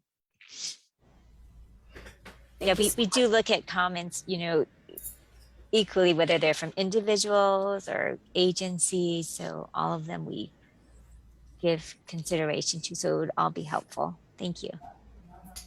Thank you so much. So I'm hearing two things. Well, I want to say a couple things. One is I want to give my opinion, but I'm also hearing two things, which is we may want to vote for action on whether or not to put together feedback. Courtney has advised that we should vote, just to get that on record. The second is with regard to Brad's participation. In the previous, we've had McKenna Kaufman, who has provided a lot of her work to efforts that the commission was asked to provide feedback on. And in those instances, she sought an opinion from the Ethics Commission when she was in a similar opinion. So I'm going to recommend that you also seek an opinion from the Ethics Commission to determine whether or not you should recuse yourself, through an abundance of caution. So my specific comments are that I think this is just, a really wonderful and comprehensive presentation that you've given. One of the things that, I see that, and I'm very glad that you're working with the Board of Water Supply Watershed Management Plan, and through the One Water Framework. I also would like to see more input on that and how that infrastructural improvement is taking shape, in particular because I didn't see, whereas I think I'm seeing a lot of change for climate change and SLR, I remain concerned about the Red Hill water issue, particularly because the primary urban center covers the area that the Red Hill issue and, the Halava aquifer, which has been shut down, or the Halava wells supplied. So, and while that might seem to be not totally in the realm of climate change, I think it certainly speaks to climate resilience, and certainly for future climate scenarios where our aquifer levels might be changing. So that's a particular area that I didn't see as much attention to, is that scenario, which is just as real present danger scenario as SLR is. Okay, so that would be my major input onto that. What I'd like to do now is I'd like to call for a vote for action of whether or not we will take action as a commission to write and provide formal comment on this plan update. So actually, Do you need a motion? I need a motion. Yeah, I need a motion first. So do I have a motion to take action to provide feedback on this plan update? So move. Do I have a second? I second. Okay, all in favor, say aye or raise your hand. Aye. Aye. Aye. Chair, I'm going to abstain from the vote out of an abundance of caution until I talk to the Ethics Commission. Thank you. Great. So I'm noting that we have 4 and 1 abstention.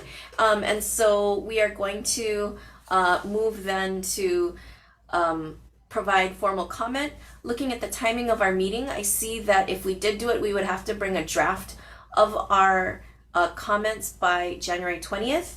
Obviously, the week before is when we get all the materials. So I'm going to, since Commissioner Otsuka had volunteered to take the lead on that, I would like to assign that to her.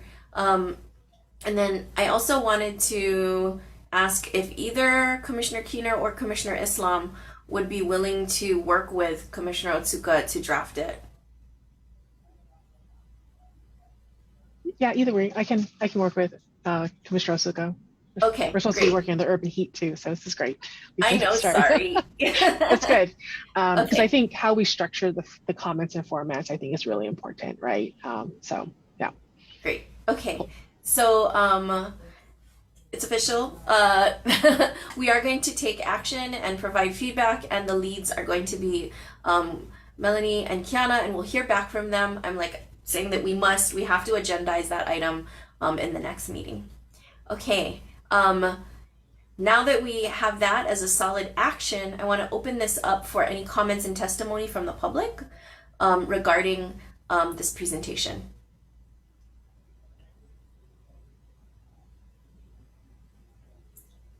Okay. I know that sometimes the feedback over the Facebook live stream is a little delayed. So I'll wait for that to maybe come in over the chat. However, our vote to action reminded me that I failed to take a vote to adopt both our minutes as well as our equity pledge. So I want to quickly get that taken care of. So since we did second and there was a motion and it was seconded, I want to take a vote, just go back in time to approve the minutes for our October meeting. So by show of hands, who votes to adopt our minutes for October? Okay, we have 5 in favor. Apologies on that oversight. And we also have to vote to formally adopt the equity pledge. And we had a motion to adopt it and there was a second. I just forgot to take the vote on it. So by show of hands, who supports the equity pledge? Okay, we have a vote of 5. Thank you. Now we're all caught up. I am noting the time that it is now 11:53. Our meetings normally go until 12. I'm sorry, until 11. Our next agenda item is a status item number 9, status on the updates to the Climate Commission's climate brief. And this was assigned to Commissioner Romine. So I'm just going to ask you for an update on that brief and how it's going. It's in progress still, Chair. Been very busy with planning Climate Week lately, so I plan to pick it up over the holidays and especially in January. Okay, so we will hold off on any, we will expect it maybe for the February meeting. Would that be reasonable, Commissioner Romine? That is reasonable. Yeah. Yeah. Okay, great. No problem. No problem at all. Thank you And for your patience. Yeah. no, thank you for your work in Climate Week. That's like extraordinarily important. Okay.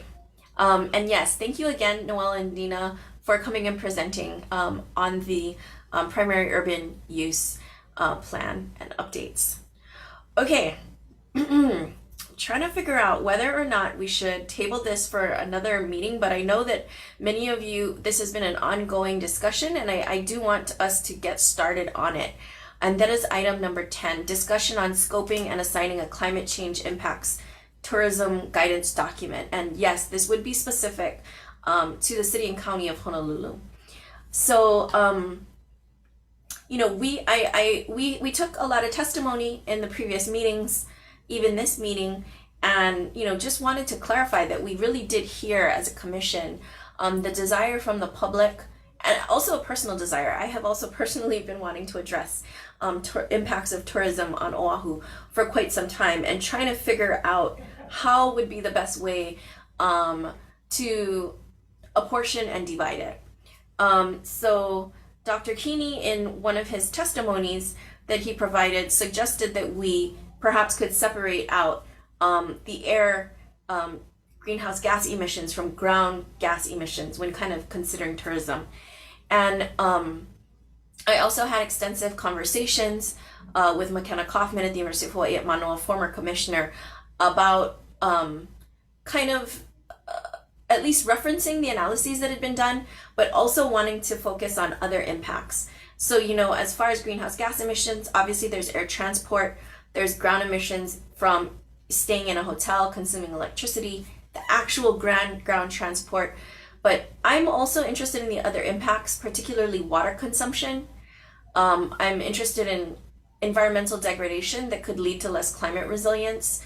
There's work from Professor Kristen Olson about work on Maui and Palau, kind of addressing, you know, the impacts of that on coral reefs, runoff, and water pollution, and the importance of green spaces to resilience. I'm interested in at least considering and opening up the question of food insecurity and a connection to climate, whether or not there's an increased burden on emergency services, and whether or not we can actually even create a calculation of carrying capacity, and the ethics of doing that, and all of that. You know, I think the idea is that that connects very much to sustainable development if we have a carrying capacity number, or at least metrics for how we begin to address that. And understanding that it's an incredibly huge set of dynamic constraints. So at this time, I wanted to open it up for discussion with the commissioners about how you all feel about maybe potentially having a standalone document that addresses, I think the air transport, as we've said, in my mind, is much more of a state issue. And it sounded like I was personally satisfied by by Kristen from the State Energy Office's response, Kristen Turner's response about where that is located. However, I still think it is important for us to address the impacts of tourism and at least to approach a study to look at them in these other ways. So I want to open that up for discussion now.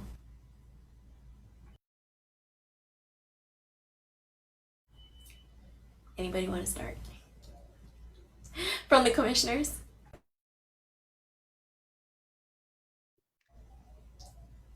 Chair, I guess this is a thought and a question. I'm wondering how we've engaged outside entities in developing these guidances in the past. And I'm thinking particularly of Hawaii Sea Grant's Center for Sustainable Coastal Tourism might be a good resource to engage in helping to craft this, or perhaps reviewing it if we've done things like that in the past. I can speak to that really quickly, just as a direct reply. So Brad, on the buildings greenhouse emissions document, and everyone else on the commission, I worked with HNEI and Wendy Meguro, just because we didn't have all of the expertise that we needed. So we brought in their team, got other funding from HNEI for a research team to help inform that. And that was really the only way that that document got completed in the end at the level of research excellence that I think we needed to pass the document through. And yeah, I think with maybe going forward a little bit to my thoughts on a tourism guidance document, I think like Rosie said, the scope would be a lot broader than just air greenhouse gas emissions and ground greenhouse gas emissions, but would really go into those impacts on different sectors for which a lot of us on this commission have expertise and would be able to contribute. But there are a lot of points where we don't, where we would need to bring in outside expertise. And I think that it would be necessary to get some, dedicated research help, like we did with HNEI and Wendy on the previous buildings article.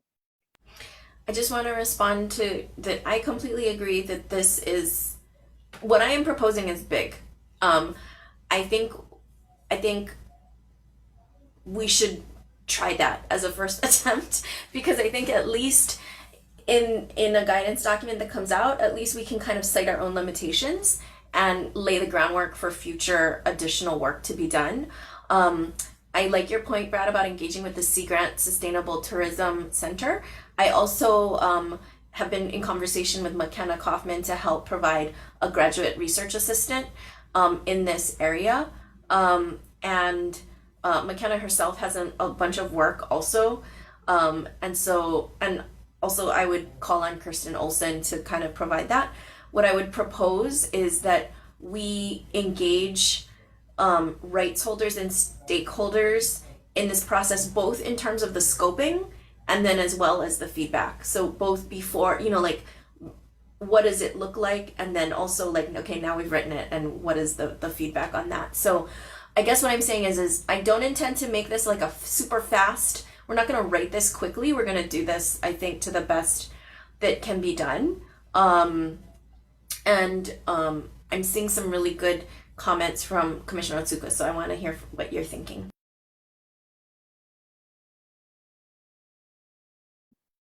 Oh, Chair, you went on mute. Did you? Oh, sorry. I'm Sorry. saying I'd like to hear what you're thinking about this.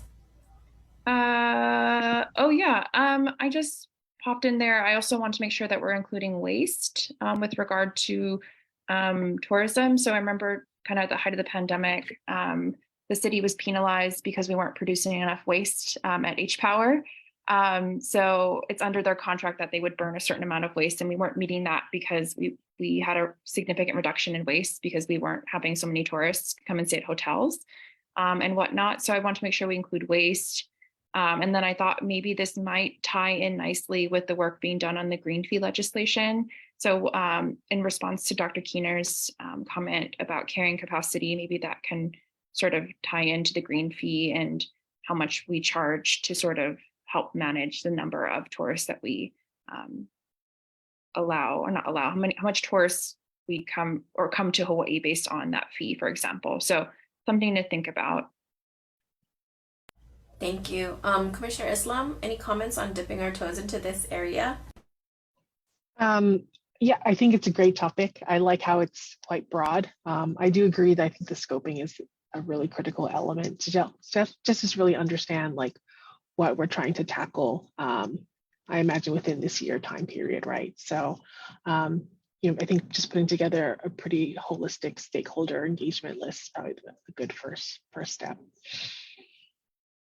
And then understanding where within our commissioners, where we can contribute expertise to then essentially identify those sort of gaps where we need to reach out to organizations like HNEI or others. Yeah. Commissioner Otsuka? I'll just add one thing I forgot to mention earlier. I'm trying to do some research about what the rental car impacts are. So just like how many miles are our rental cars racking up? Not as like a direct reflection of tourists, because there are people who are not tourists who rent cars, but probably a majority of folks who are renting cars are tourists. So trying to figure out how many miles folks are driving and mostly gas-powered vehicles also. So trying to make a connection to that as a means to advocate for better transportation alternatives for our visitors. So something I've been researching, but it's not been moving very quickly. So I just wanted to add that to the conversation. Great. I also want to acknowledge this is kind of like the first time we've ever kind of pre-discussed a guidance document in public. Usually someone will take a guidance document and then they'll like work on it and bring it back. But I thought that this is such an issue that has really been part of the public's interest. I didn't want to kind of just do it without kind of scoping it in public first. So are there any other comments before I open it up to the public for commentary and feedback from the commissioners? Okay. Okay, so now I'm gonna open it up to the public for comments and testimony. I do want to start with testimony that was submitted by Corey Harden on December 13th. I don't know if Corey is still here. I think I do see them on the line. And so I wanted to invite Corey. I don't know if you want to read it into the public record or if you just want me to read it, but I invite you to read it. I know it's late. I did send it written and I hope I get into record that way. I'll just summarize a few things. Speaking for Sierra Club Hawaii Island Group, I'm really impressed with your guys' work, listening in. Thank you for all your work. Sounds like maybe the impacts could be covered under Act 238. I don't, understand it. So obviously you folks know enough to bird dog that to see how it's done. And you've covered many of the kind of hidden impacts. Somehow an environmental assessment has never been done for tourism, though we've been doing it for years. There's 10 million tourists. There's only 1.5 million residents. 8.5 million extra people is a lot. Let's see, cover a couple of things. We always hear about how much visitors are spending, how great it is. We never hear about the impacts. It would be good to publicize the impacts. A couple other things you folks haven't maybe covered, the loss of trees and other vegetation when you cut them down to make resorts and roads and so forth. You've got to maintain extra infrastructure. You've talked about that. You got to build airports, you got to build harbors, roads, you got to maintain them. There's more waste, more sewage. And the industry workers have to long commutes because they can't afford to live next to the resorts. They're going to live in a low income place and drive miles and miles. You've mentioned the rental cars, there's tour buses, there's the air tours, there's the cruise ships, tour boats, so forth. And another thing is the misinterpretation and crowding out of Native Hawaiian culture, which of course is tremendously protective of the environment. Let's see, and you've talked about looking at a more sustainable thing where we grow our own food. I wonder how the emissions would change if we stopped depending so heavily on tourism and depended on growing food. So thank you for all your work.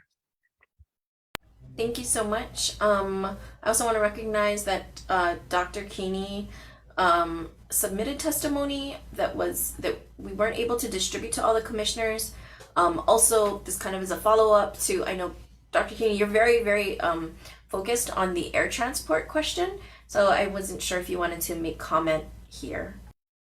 Yes, thank you. Well, first of all, I was very interested in Bill 238 as it went through legislature last year. In fact, I had the opportunity to have a brief written conversation with Nicole Lowen, who authored that bill recently. And her response was that she was doubtful that Bill 238 would actually address issues regarding tourism.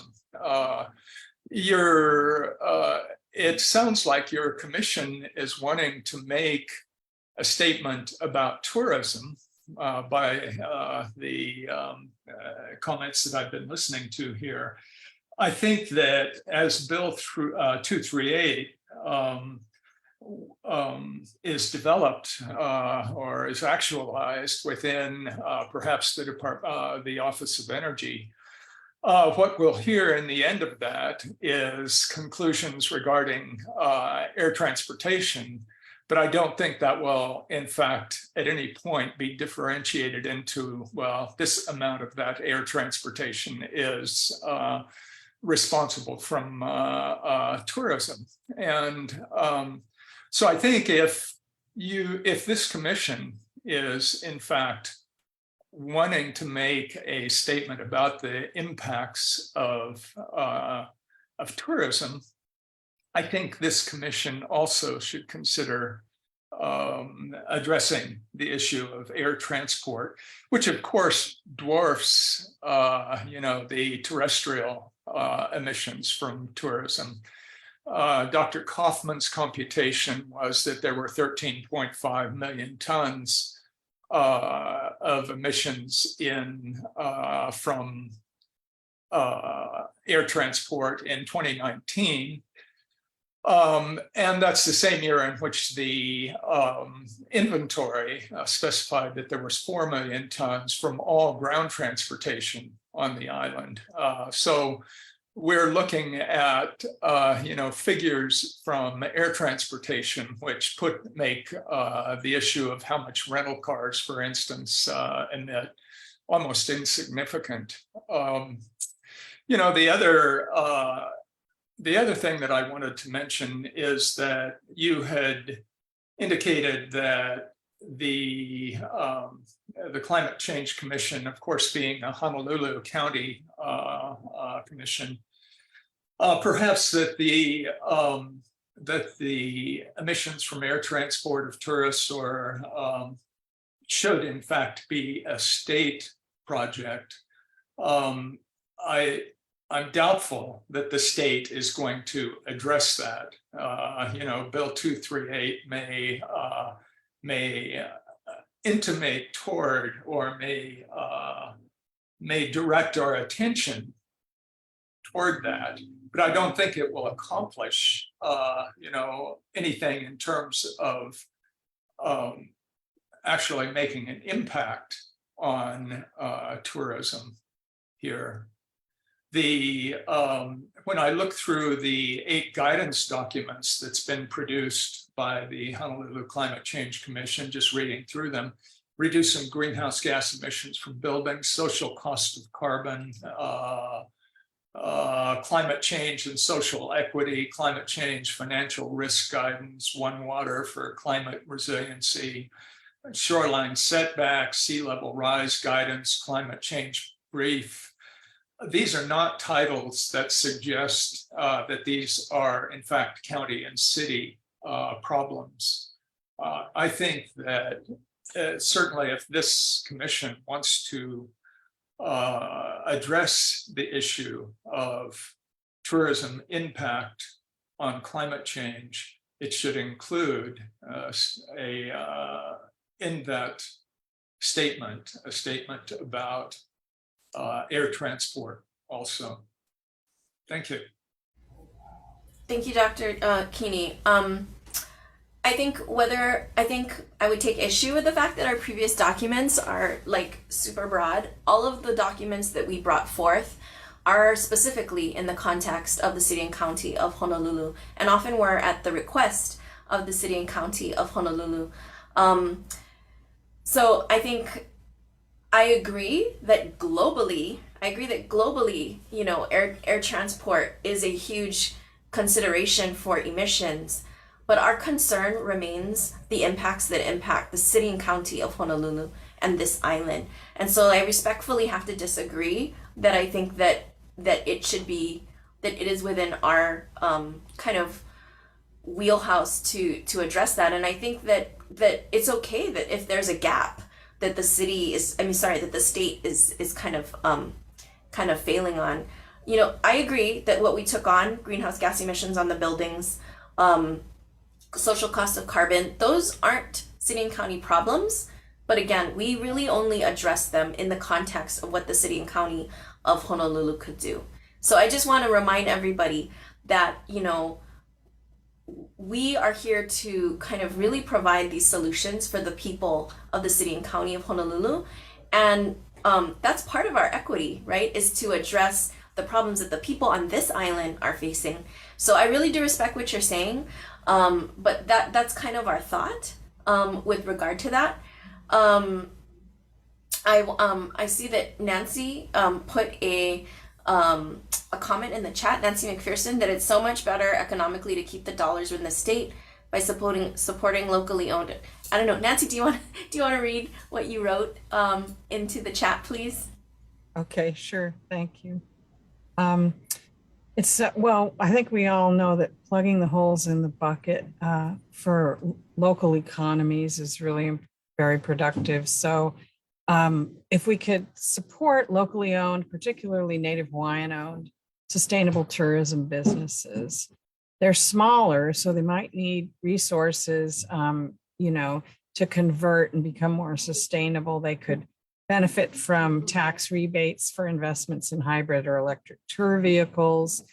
There could also be policies that promote sustainable tourism certification process. I think there is sort of a fledgling one, or it's kind of inactive, but so the companies here in Hawaii would get points similar to LEED, let's say, like for waste reduction strategies, greenhouse gas emission reduction strategies, providing authentic, culturally appropriate host culture experiences, providing locally sourced food, etc. Just some thoughts. Thank you, Nancy. What that's really kind of bringing up is that, you know, contracts around tourism that we choose to award to different entities can actually have very different, you know, outcomes for these very things that you've brought up. So certainly some of what's happening right now as far as tourism contracts being awarded, yeah, might have significant impacts on some of these climate related issues. Okay, so in the interest of time, I'm going to volunteer to take the lead on this in terms of the scoping of topics, the scoping of the topics as far as the impacts and the stakeholder landscape. So I'm not saying I'm going to take the whole thing, and we all know eventually it's going to get passed around to everybody, but I'll start by taking the lead on the scoping of this. And I don't think it's going to come up in a future climate change committee, like the very next one. I'm going to shoot for probably February or March to come back to the commission with what we've got. But I just want to be just recognize that it's 11:17 and our meetings are meant to end at 11. So are there any other public testimony or feedback about this topic? Nicola. Just quickly, since I now know that you'll be taking lead, Chair, I'd be happy to follow up with you afterwards, just with regard items that I might know of that our office is involved in or aware of, or data that we might have to, as you consider and the commission considers how you go about scoping this. Thank you so much. So we're going to briefly move on to item number 11. Oh, sorry, Kiana. Missed you. Oh, I just wanted to add, I would be happy to help you scope also. Okay, so I'll look for, thank you for taking, I want to recognize you're also doing the feedback for the public use, the PUC, the Primary Urban Core, sorry, it's too many PUC acronyms. And you're also on the HEAT document with Commissioner Islam serving as second to that. So I'm trying to spread it out, but thank you very much. I want to do this. I want to be intentional about this, so we're not going to rush on it, but it's something that needs to be done. Okay, so public input for matters not on the agenda. Is there anything else anybody wanted to bring up from the public? Yes, Kiana. I have a couple of items, and I'll plug it into the chat for folks with links also. Okay. The first one is that the Hawaii Department of Transportation is looking for comments on their Hawaii State Transportation Plan.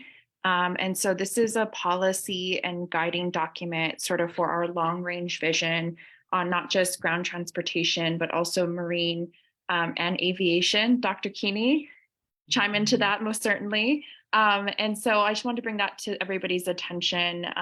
Again, as you folks know, transportation emissions are our largest single source of emissions. So that has a big impact on how we mitigate emissions and how we hopefully meet our energy and climate goals. So that's the first. You folks heard about the PUCDP, the Primary Urban Center Development Plan. So comments are due January 31st, 2023. And the last one, sorry, I made a list and now I'm like, can't remember the last one. Oh, comments are due today for the Alawai Boulevard Complete Streets proposed improvements. So again, having safe, convenient, and accessible transportation facilities helps folks to feel more comfortable and safe changing their mode from driving to maybe walking or biking. So check it out. I will put all the links in the chat. Thank you. Thanks. For OCCSR minutes, I'm gonna ask that the links be added to the announcements, just so that we can like put them all together, if that's okay. Any other public input for matters not on the agenda? Okay, I'm gonna move on to tentative dates for the next meeting. We have set it for January 20th, 2023 from 9 to 11. And final announcements, you saw what Commissioner Otsuka has talked about. I also want to give Commissioner Keener and Romine a couple of minutes on the Climate Action Week. Want me to go, Brad? Sure. Yeah, thanks, Victoria. All right, I put in a link as well for Hawaii Climate Week, which is from January 9 to 12. It's a bunch of different organizations working together to put on different freely open to the public events about different aspects of climate science, climate policy, climate action. There's a specific youth event. And there's a lot going on, so I encourage everyone to go register for this free event and look at the different topics that are available. Thanks, Victoria. And I'll just add that this is an in-person event. It's happening at the East West Center's facilities next to the UH Manoa campus. So please come in person if you can. We are offering limited online streaming viewing options as well. You'll see more information in the registration online there. Hope you can join us. Thank you. Mahalo. And then I'll just add for myself, the White House just issued an Indigenous Knowledge Guidance, and I'm putting the link in the chat. This is really the first of its kind Indigenous Knowledge Guidance document for federal agencies. The guidance was developed from numerous roundtables and discussions from Indigenous groups around the United States, including Native Hawaiians. And it was released last week at the White House Tribal Nations Summit. So I really encourage you all to take a look at that. And I would kind of also push that we let that facilitate further down into the city and county as well, to take Indigenous knowledge into account. Any other announcements that we wanted to share? Okay, great. We've reached the end of our agenda, and if there are no other comments, the meeting is adjourned. Thank you, everybody. Thank you, Chair. Thank you, everybody. Thanks, Rosie. Bye all. Hello. Bye.